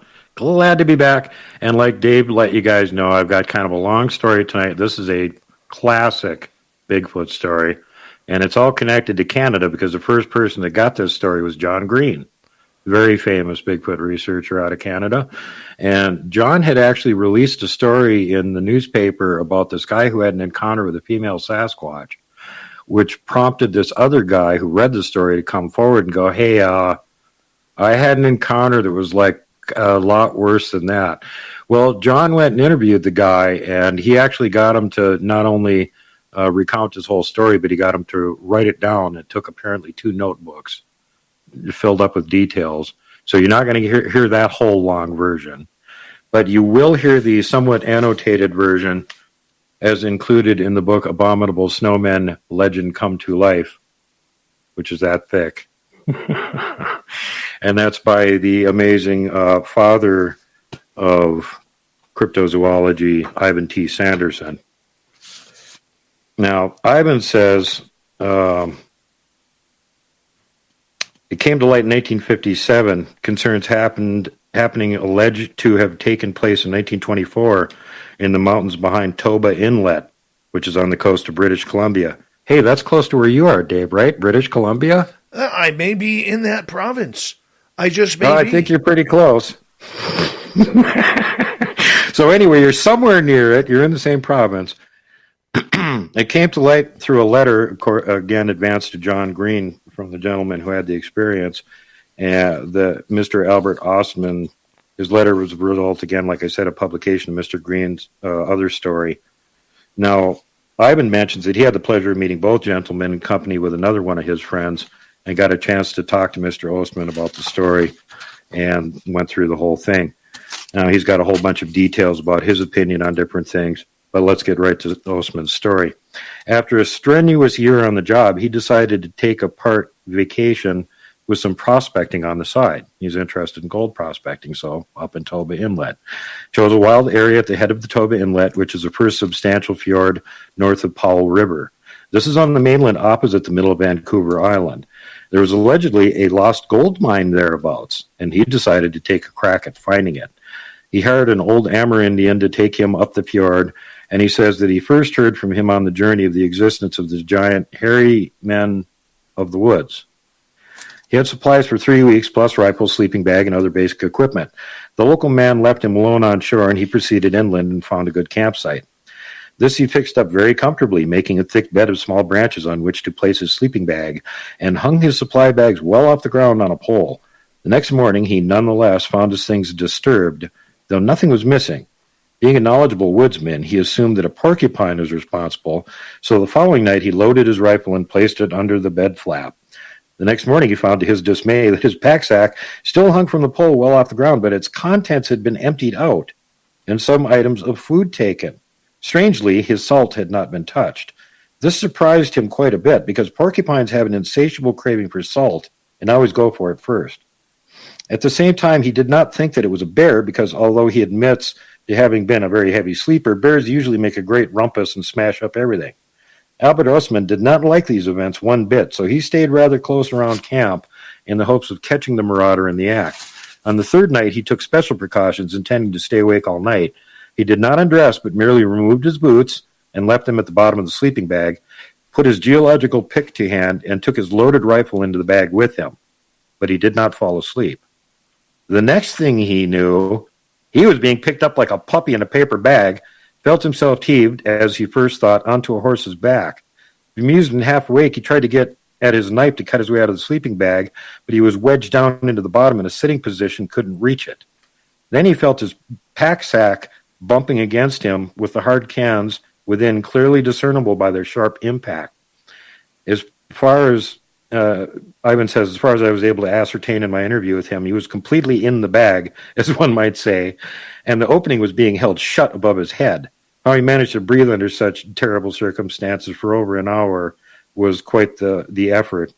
He says he was carried uphill and down dale when he was dragging along the ground, and that his carrier even jog-trotted over level places. This is some going for anything carrying a man of Ostman's size, plus knapsack full of supplies and other equipment, but by no means the strangest part of the proceedings. Skipping ahead. Anyway, at the end of what must have been quite an ordeal, however briefly or really long it was, he was dumped unceremoniously onto the ground. He heard some voices gibbering, but not using true speech as far as he could ascertain. He apparently got his head out of the bag for air and then tried to crawl out, but his legs had rather naturally gone numb, and it was some time before he could emerge and rescue his boots. It was still dark and starting to rain. He then tells in various characteristic ways what happened when it began to dawn, and he could see the outlines of the 4 large creatures on 2 legs around him. I don't know if his native Swedish wit got the better of him, but he says that when he could stand up and ask the somewhat banal question, "What do you chaps want with me?" He found that the captors consisted of 2 big ones, a pair, and 2 youngsters, also a male and female. He stresses that the latter 2 seemed thoroughly scared of him, and that the old woman, as he called her, seemed very peeved with her mate for dragging such an object home. But he then goes on to say, and this I find very interesting, if odd, that the old man kept gesticulating and telling the others all about it. In other words, their gibbering noises was a speech. All of them were hairy and without clothing, and Ostman estimates the old man to have been between 7 and 8 feet tall. When the sun was fully up, they all left him. He says he found himself in a 10-acre bowl high in the mountains, its edges so steep as to be unscalable, and with only one outlet, a V-shaped cut with walls about 20 feet high and about 8 feet wide at the bottom. It is not quite clear why at this point he did not try to make a break for the gap, but this is possible because of his still wobbly legs. Later on, he made several attempts, both frontally at speed and by subtlety, but the old man kept a weather eye on him and invariably cut him off on his approach, making pushing motions with his hands, and a sound that Ostman invariably described as something like "Zuka, Zuka." However, when he first arrived, he moved over to the opposite side of the bowl and set up camp under 2 small trees. He said in inventory of possessions he had was interesting: prunes, macaroni, full rifle cartridges, etc., etc. Now getting toward the end of the story, it seems that Ostman made his first attempts to get out on the second day, but was driven back by the old man, as he called him. The young male kept coming closer to him and finally rolled his empty snuff box to the young male. The Sasquatch grabbed it, showed it to his sister, and then took it to his father. Somehow Ostman got it back because he used it later. During the next 5 days, nothing much seems to have occurred, except the young male gave Ostman some grass with sweet roots to eat and got some snuff in return, which he chewed. The old man then also developed a liking for snuff, and this finally did the trick. On the 7th day, as far as I can make out, the boy and the old man came right up to Ostman and squatted down, watching him taking a pinch of snuff. Ostman held out the box of the snuff box to the old man, who instead of taking a pinch in imitation, grabbed the box and emptied its whole contents into his mouth and swallowed it. In a few minutes, his eyes began to roll, not a surprise. He let out a screech and grabbed a can half full of, unfortunately, cold coffee and coffee grounds, which he then guzzled down. This made it even worse, and after rolling about some more, he charged off to the spring. Ostman gathered up his possessions and made a dash for the opening in the cliff. The old lady tried to intercept him and was very close on his heels, but he fired a shot at a rock above her head, and she fled back again. Ostman found himself in a canyon running south, down which he made record time, no surprise, as he put it. Then he climbed a ridge and saw Mount Baker way off to the side, so that he knew which way to go to hit the coast. He was not followed, apparently. He rested for a couple hours on the ridge, then started down again. That night he camped near heavy timber, shot a grouse, and roasted and ate the bird. Next day he had an upset stomach from it. Making his way down to where the water was, finally he heard a motor running, made for it, coming out in an advanced logging operation. The foreman, seeing that he was just about at the end of his tether, took him in and fed him and let him rest up for a couple days. Ostman then made his way down to a camp on the Salmon Arm branch of the Sechelet Inlet, where he got a boat back to Vancouver. And that's Mr. Ostman's story. And it's been taken so seriously, and there's so many details included in it, that one of the things, anatomical details on the Patterson-Gimlin film, which they show is when Patty's foot comes back, you can see she's got this big pad on the bottom of her foot. And Ostman actually described this in his encounters with these Sasquatch people, and that's why it's called an Ostman pad to this day. Well, I can tell you that is very dangerous territory where this occurred. I mean, you're literally in the middle of nowhere, and like between Powell River and Prince Rupert, which is probably 400 or 500 kilometers or about 250 miles, there's nothing. Whole lot of nothing. There's a whole lot of nothing. Okay, it's trees.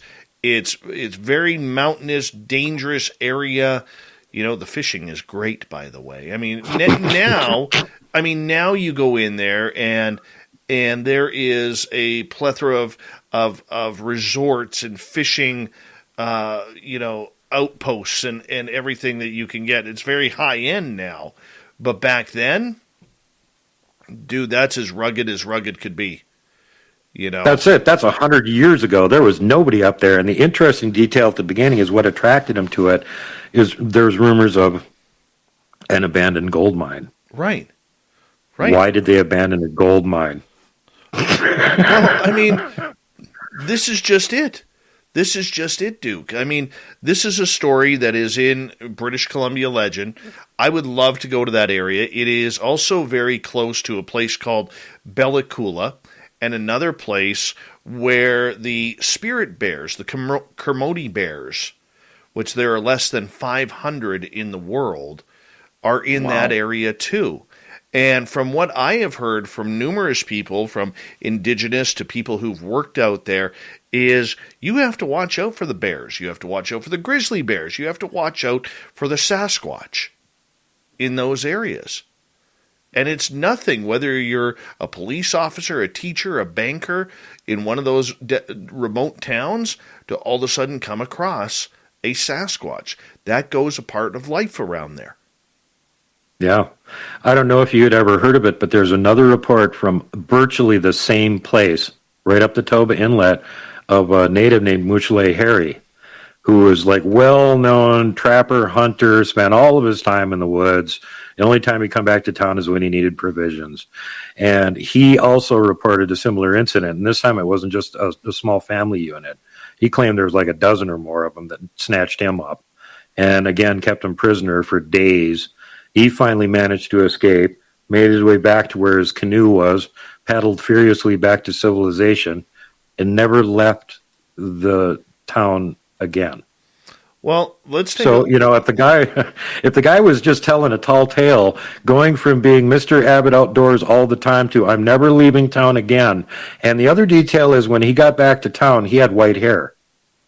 Yeah. He didn't have any white hair when he left. Okay, so I want to show you something. Okay, we're looking on a map here. So Vancouver is way down south. We're looking on a Google map here. The Toba Inlet and this entire area here, okay, which includes Powell River, Gibson, Saanich, Seashelt, or not Saanich, Seashelt. This is maybe in this area here.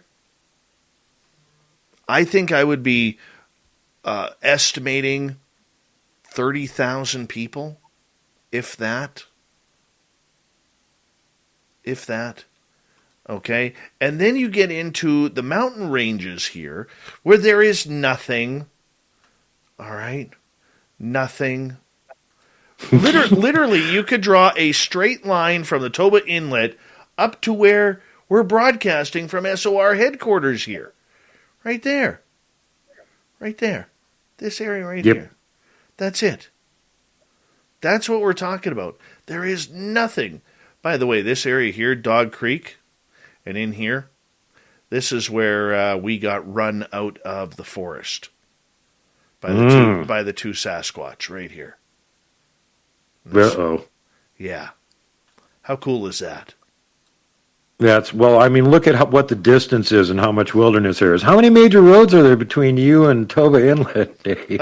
0. And then you got to figure out a path on how to cross the mighty Fraser River. And that's pretty tough. And then you would you need an airplane to get over here. Because somebody like me, I would just die. I would just die. I mean, literally, this is all mountainous glacier peaks and everything. It's where you get the good beer from in these areas. Lots and lots of open space for there to be Sasquatch roaming around. Absolutely. So not really too much of a surprise that they're there. But what got me is that within a couple years of each other when these two accounts happened, neither of these guys knew each other, and they both happened in virtually the same place. And there's another spot up in Alaska where the miners found really rich, super rich gold ore. And the guy that found the big chunk of gold brought it back to his buddies in the cabin and went, here you go. I'm out of here. I'm leaving Alaska. I'm going back down south. And they're like, wait. What happened? So I'll tell you where this chunk of gold came from, but I'm not going back there. Mm-hmm. And it was a similar situation. He had gone down into this valley and found this really rich strike there. And further down in the valley, there was about a dozen of these nasty-looking, scary things. And as soon as they saw him, they came charging up the valley to get him. And luckily, he was really close to the crest of the hill, so he got over it and ran like hell as fast as he could to get out of there. They pursued him all the way back to his canoe again, and he paddled furiously to get away from them. I actually, you'll be happy with me. I was talking to a logging road trucker today. And, right on. And so he comes into my daytime office because him and his wife, I have to do some work for them. And I said to him, I said, so, how's the roads up in the mountains? He goes, Dave, it's terrible. Absolutely terrible. And he's talking to me about how much ice is on the roads and how fast that they literally have to go down. Like they literally have to go down these icy roads at some of them as steep as like 20 degrees. Okay, and 20 degrees doesn't seem, but they got to go down at about 30, 35 miles an hour in order to keep the truck on the road. So I asked him, I said, you ever see anything strange? All the time. He goes, you have no idea how many times we're driving and we'll see things out of the corner of our eyes. He goes, whether it's orbs in the sky or things running between the trees, he goes, we see it all the time. I said, because I kind of have an interest in Sasquatch. And he goes, oh, where are you looking? He goes, because I'll point out the roads where our drivers have had encounters. Why did the Bigfoot cross the road to get to the other side? Yeah, at least it gives you a travel corridor that they're being seen around the same area. At least they're traveling through there, if not living there. Well, I mean, since we got the map up here, this area here, Edmund Lake, is where he says that there have been sightings around logging areas. He told me to try that area. He told me to try, let's see, all of this area, right, this highly forested area just west of us. And then if we go into, where are we here? This area here, which is just about northeast of SOR headquarters. We got a bunch of lakes in here. And he said that there's this one little logging road called Wilcox Road, or what they call the 500 Road, because when you go into the logging areas, they number the roads because it's easier for the truckers.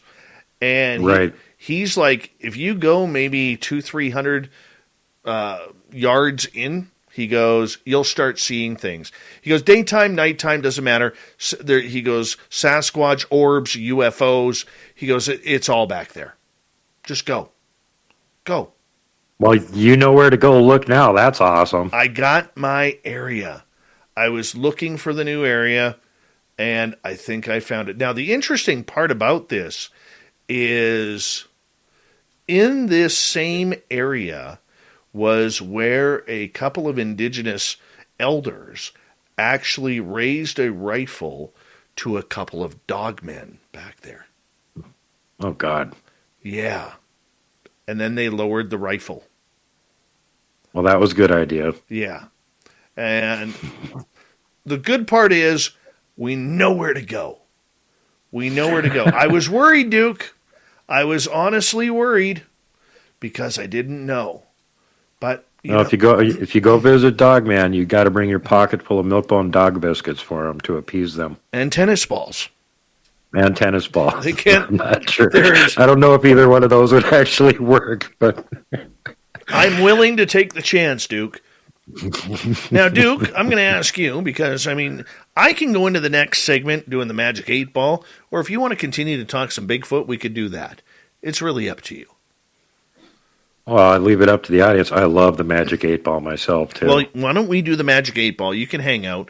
We'll do the Magic 8 Ball next as we get a little bit psychic here on Spaced Out Radio. Let us find our Zen and our Chi. Let us start to tune in and shake up the Magic 8 Ball as we get ready for the final half hour of Spaced Out Radio. We're also going to get you to Shirky Poo's news, the thought of the day, a jam-packed hour or final half hour of the show. Thank you to Duke Sullivan from World Bigfoot Radio on YouTube for an amazing story about Albert Ostman. We'll be back with the final half hour right after this.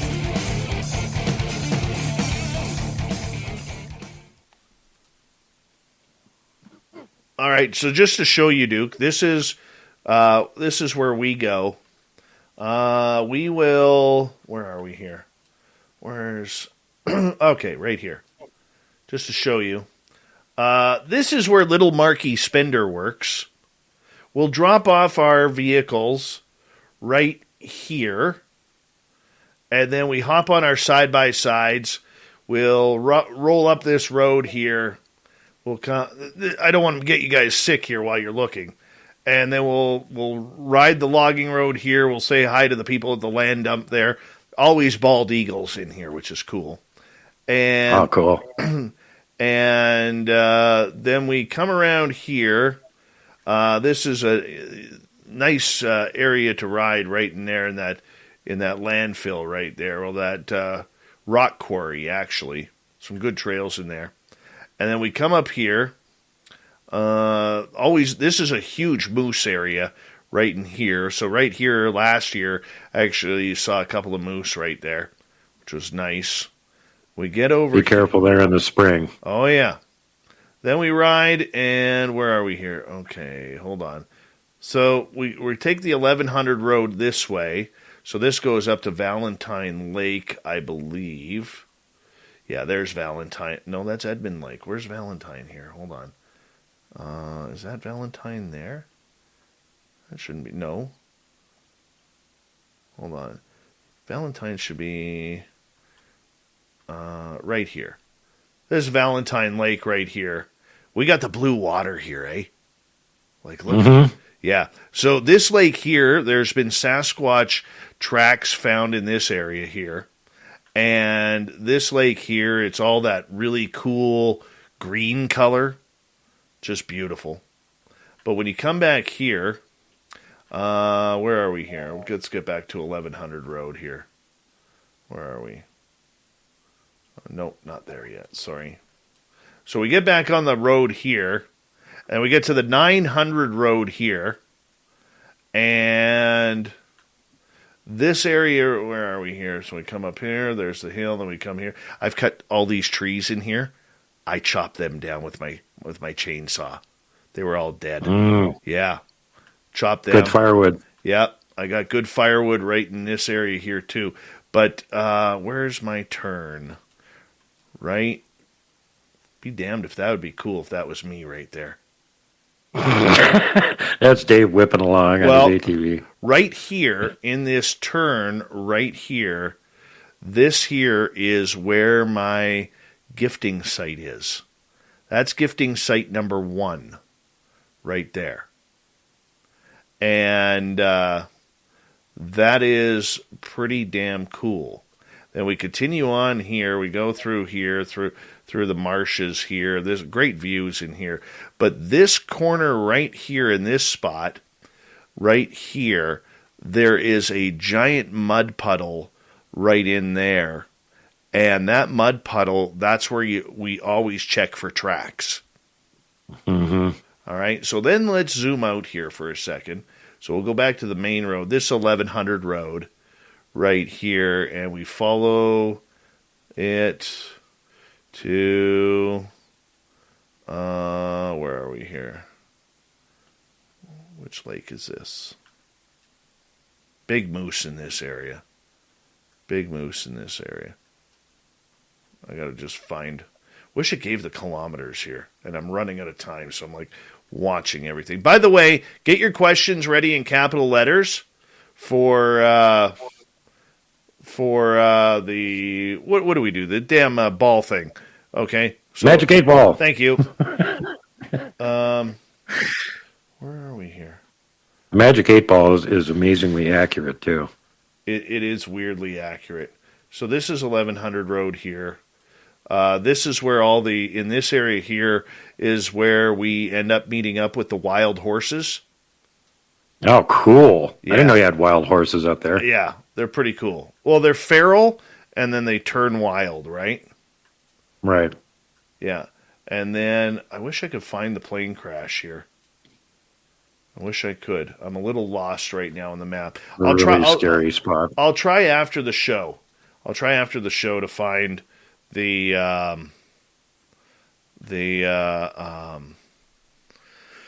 crash location. The crash location, and show you where. The really bad spot you shouldn't go to because there's bad juju there and it's guarded. Yeah, you know the spot. That's the one. That spot? Yeah, that spot. Yeah, yeah, you know what I'm talking about. I go to spots like that too.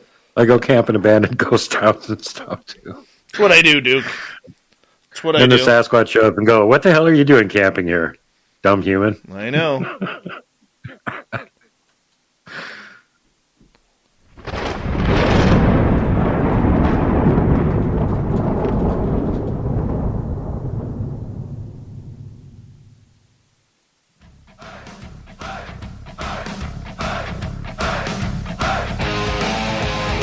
We've rounded third. We're heading for home tonight on Spaced Out Radio. My name is Dave Scott. Thank you so much for taking the time to join us. We really want to remind you that if you've missed most of this show or others, check out our free archives by going to youtube.com/Spaced Out Radio. Do me the favor, hit that subscribe button. Our website is spacedoutradio.com. We have a plethora of features for you.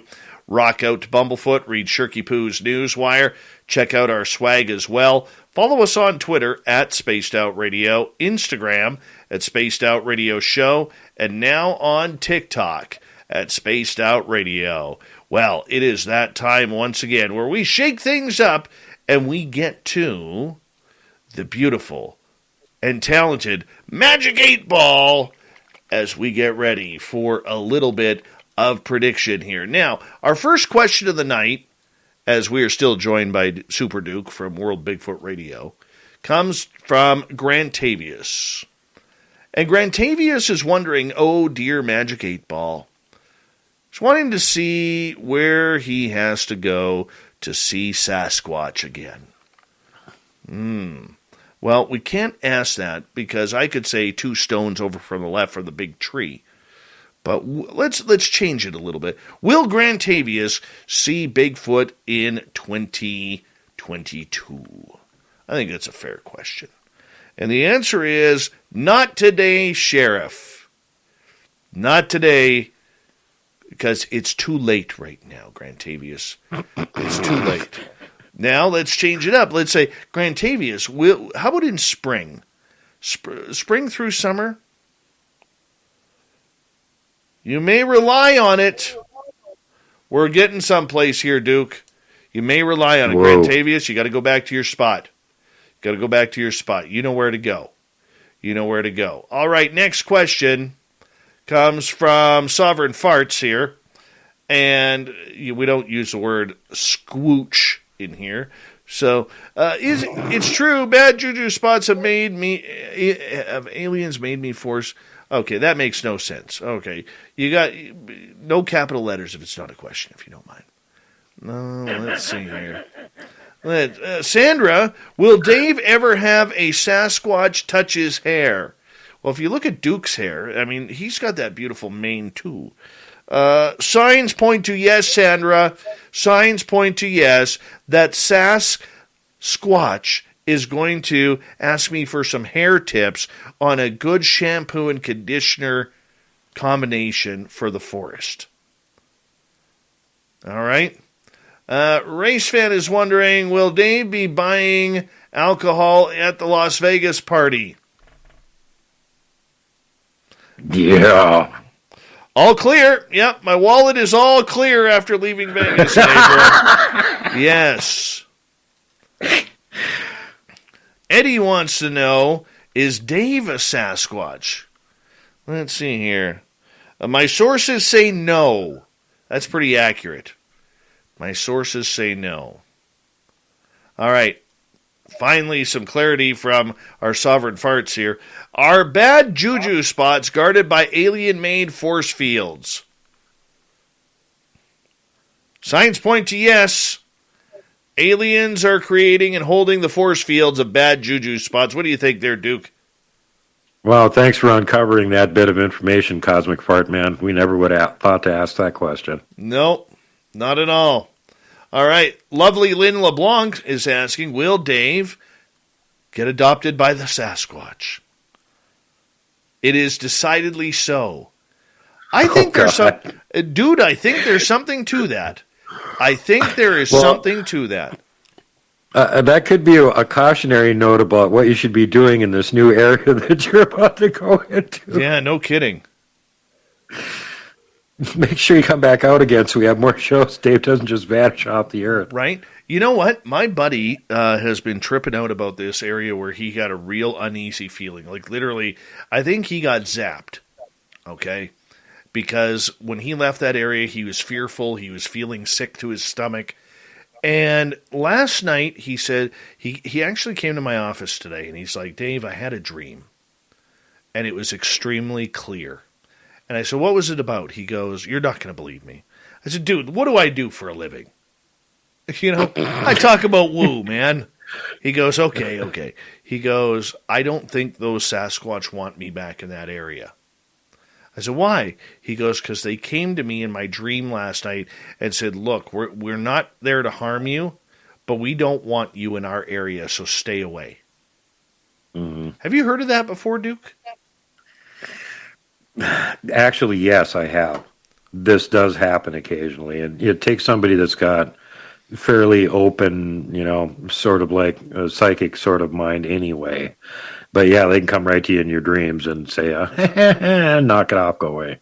Really? Or they can send you other messages. They've done this to Robin McRae a bunch of times. Well, they'll show up and, hey, do this or don't do that, whatever the message it is they want to give to you. Right. Grantavius is wondering, will Super Duke meet Bigfoot face to face this year? Thank goodness I can translate. All right. In hypersleep, I'm going to give it a little shake. I don't like it when it says in hypersleep. The answer is you may rely on it. Super Duke is going to share shaving tips with Sasquatch this year. Duke, are you ready for that? I got him on camera plenty of times last year. I'd be surprised if I didn't get him at least once this year. All right. Big J is wondering, should eating breakfast for dinner or dinner for breakfast be decriminalized?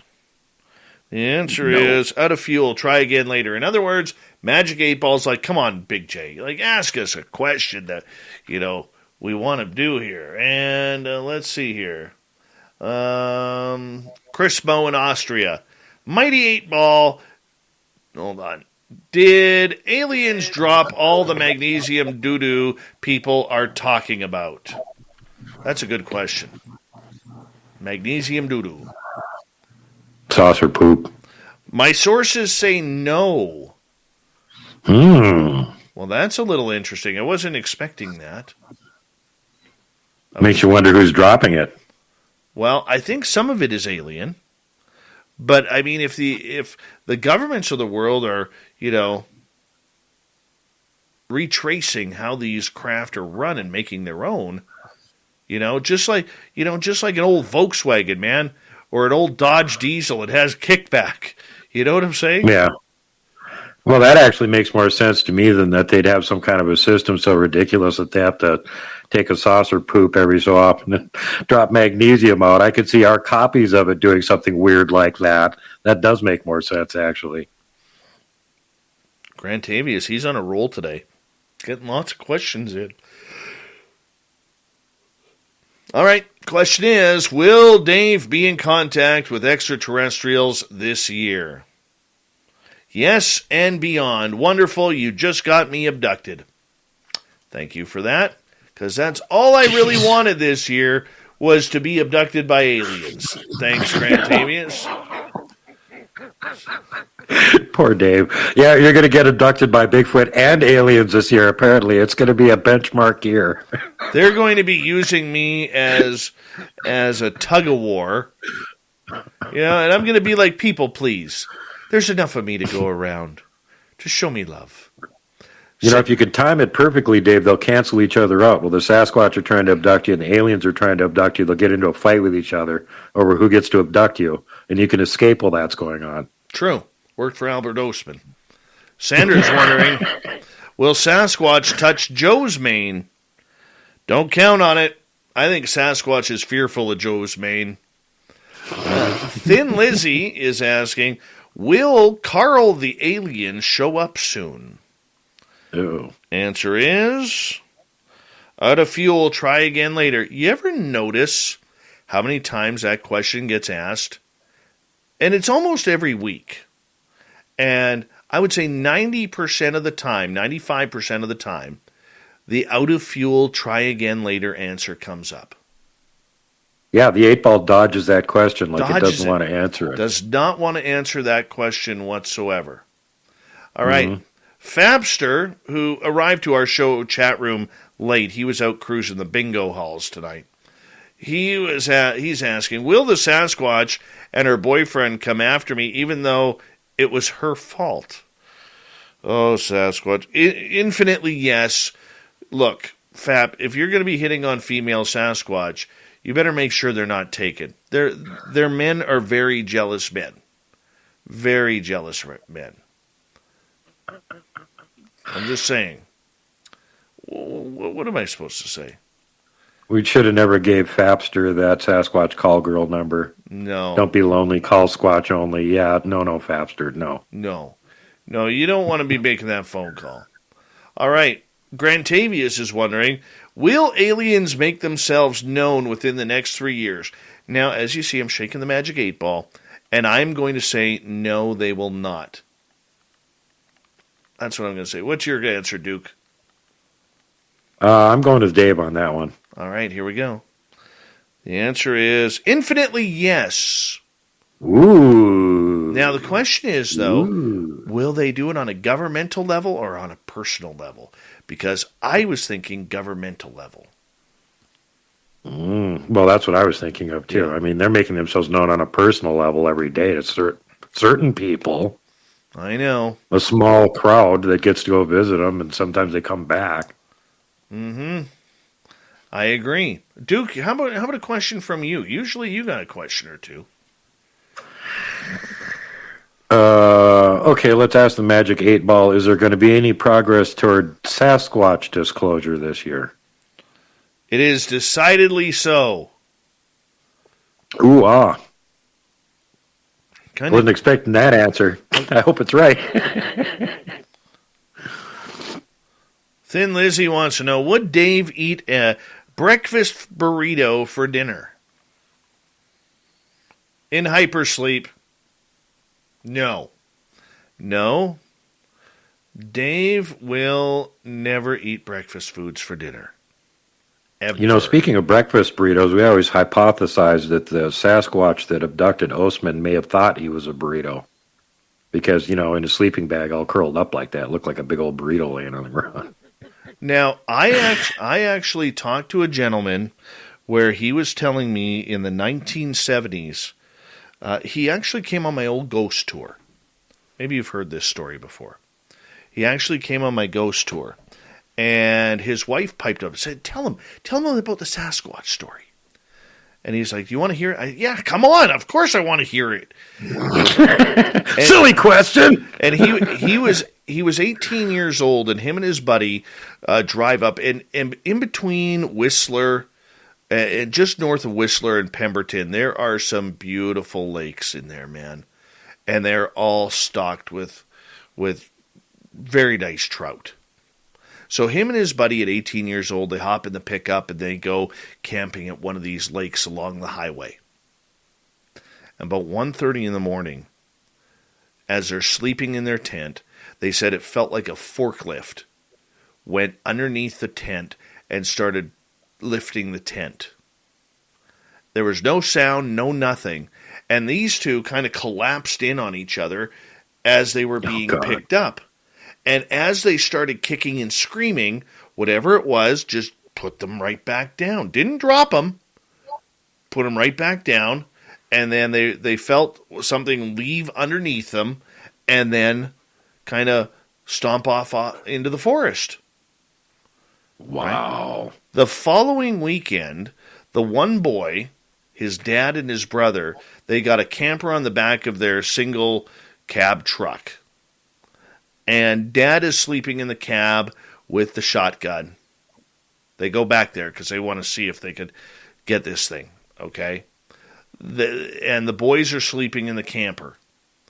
And at about 1:30 in the morning, the truck starts rocking. Like it's being pushed back and forth, okay? Dad wakes up. Okay, what the hell is going on? Earthquake, or is there an avalanche or something going on? Gets up, opens up his door, sees what he thinks is a bear pushing on the truck, grabs a shotgun, blasts this thing in the shoulder. This thing goes absolutely nutball, roaring, and takes off on 2 feet running into the forest. Oh, my God. Yeah. That would be bad. That would definitely, you'd have to check your underwear afterwards. Oh, yeah. Oh, yeah, definitely. Duke, thank you so much for coming on Spaced Out Radio tonight. Really appreciate it, man. Tell everybody where they can find World Bigfoot Radio. Well, you can find me over on YouTube, Righty, on BitChute, Odyssey, and Rumble, and you can find my groups on MeWe, World Bigfoot Central, and on Facebook, Montana Bigfoot Project. Right on, buddy. Right on. We're going to get to Shirky Poo's news here.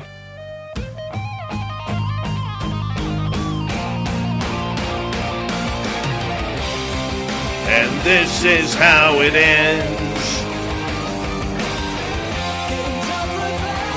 Oh, Shirky Poo's got us all done up for the news tonight because that is the type of lady that she is.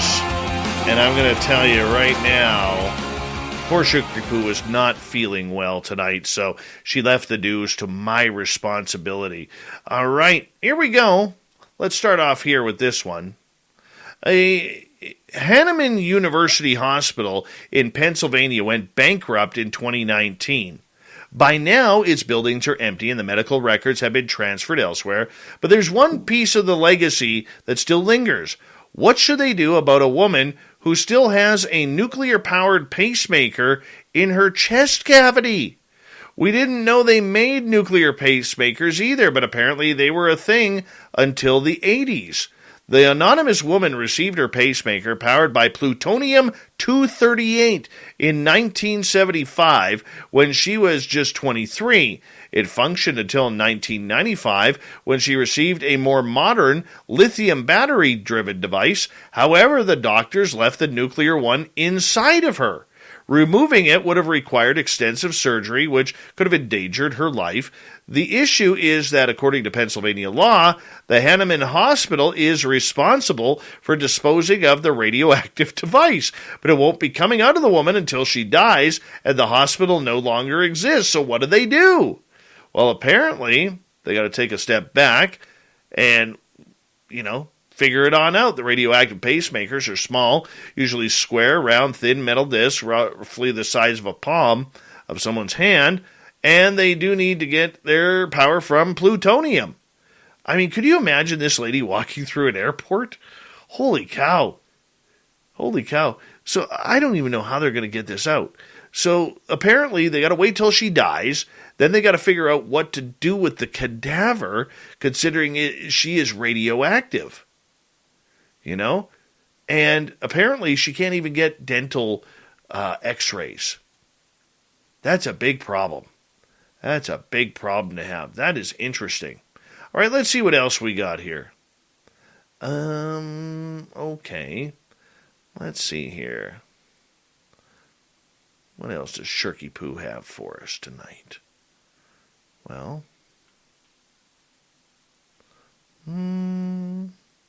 Right here. Let's go with this one.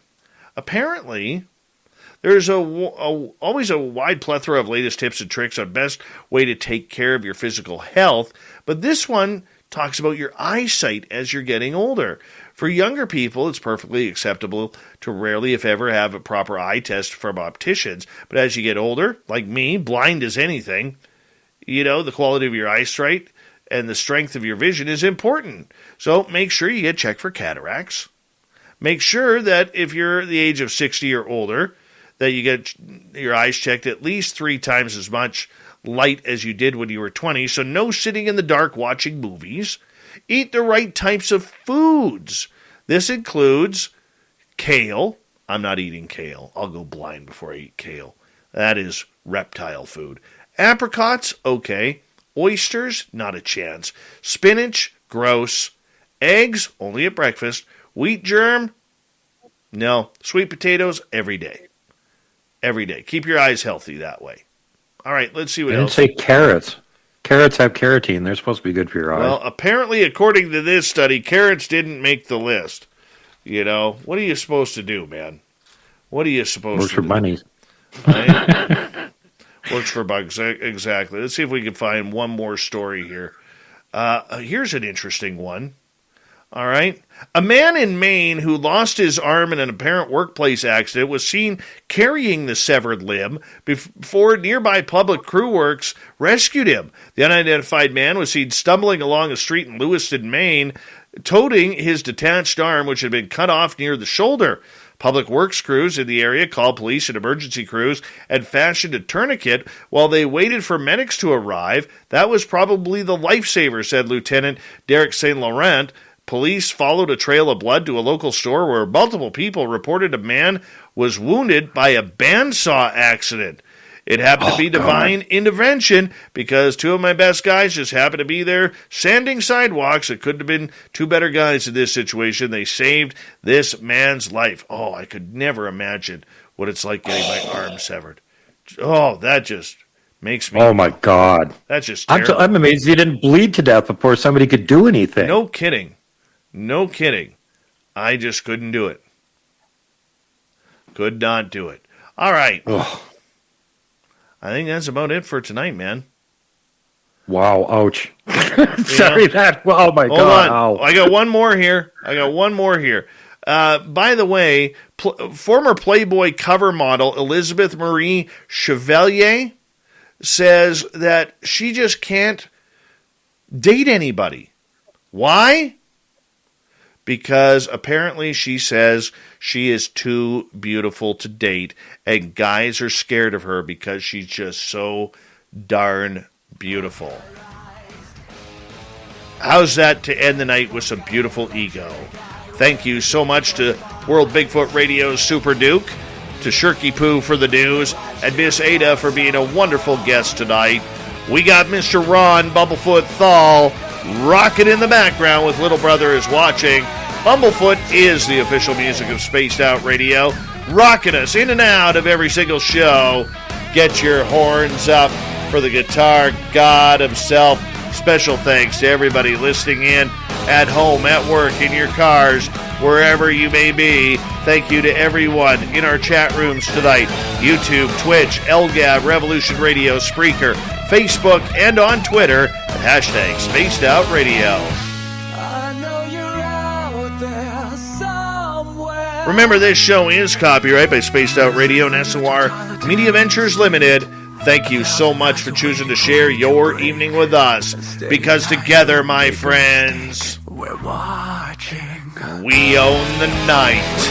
Mr. Bumblefoot, we need a favor.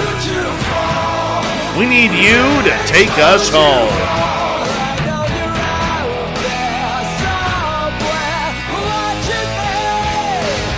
Yes, the Woo Train has docked for the night. But soon, my friends, we shall ride again. Your seats are always available. Your tickets never expire. And if you want to bring a friend, we've got room for them too. Just don't let Sasquatch get you. Or them aliens. Good night.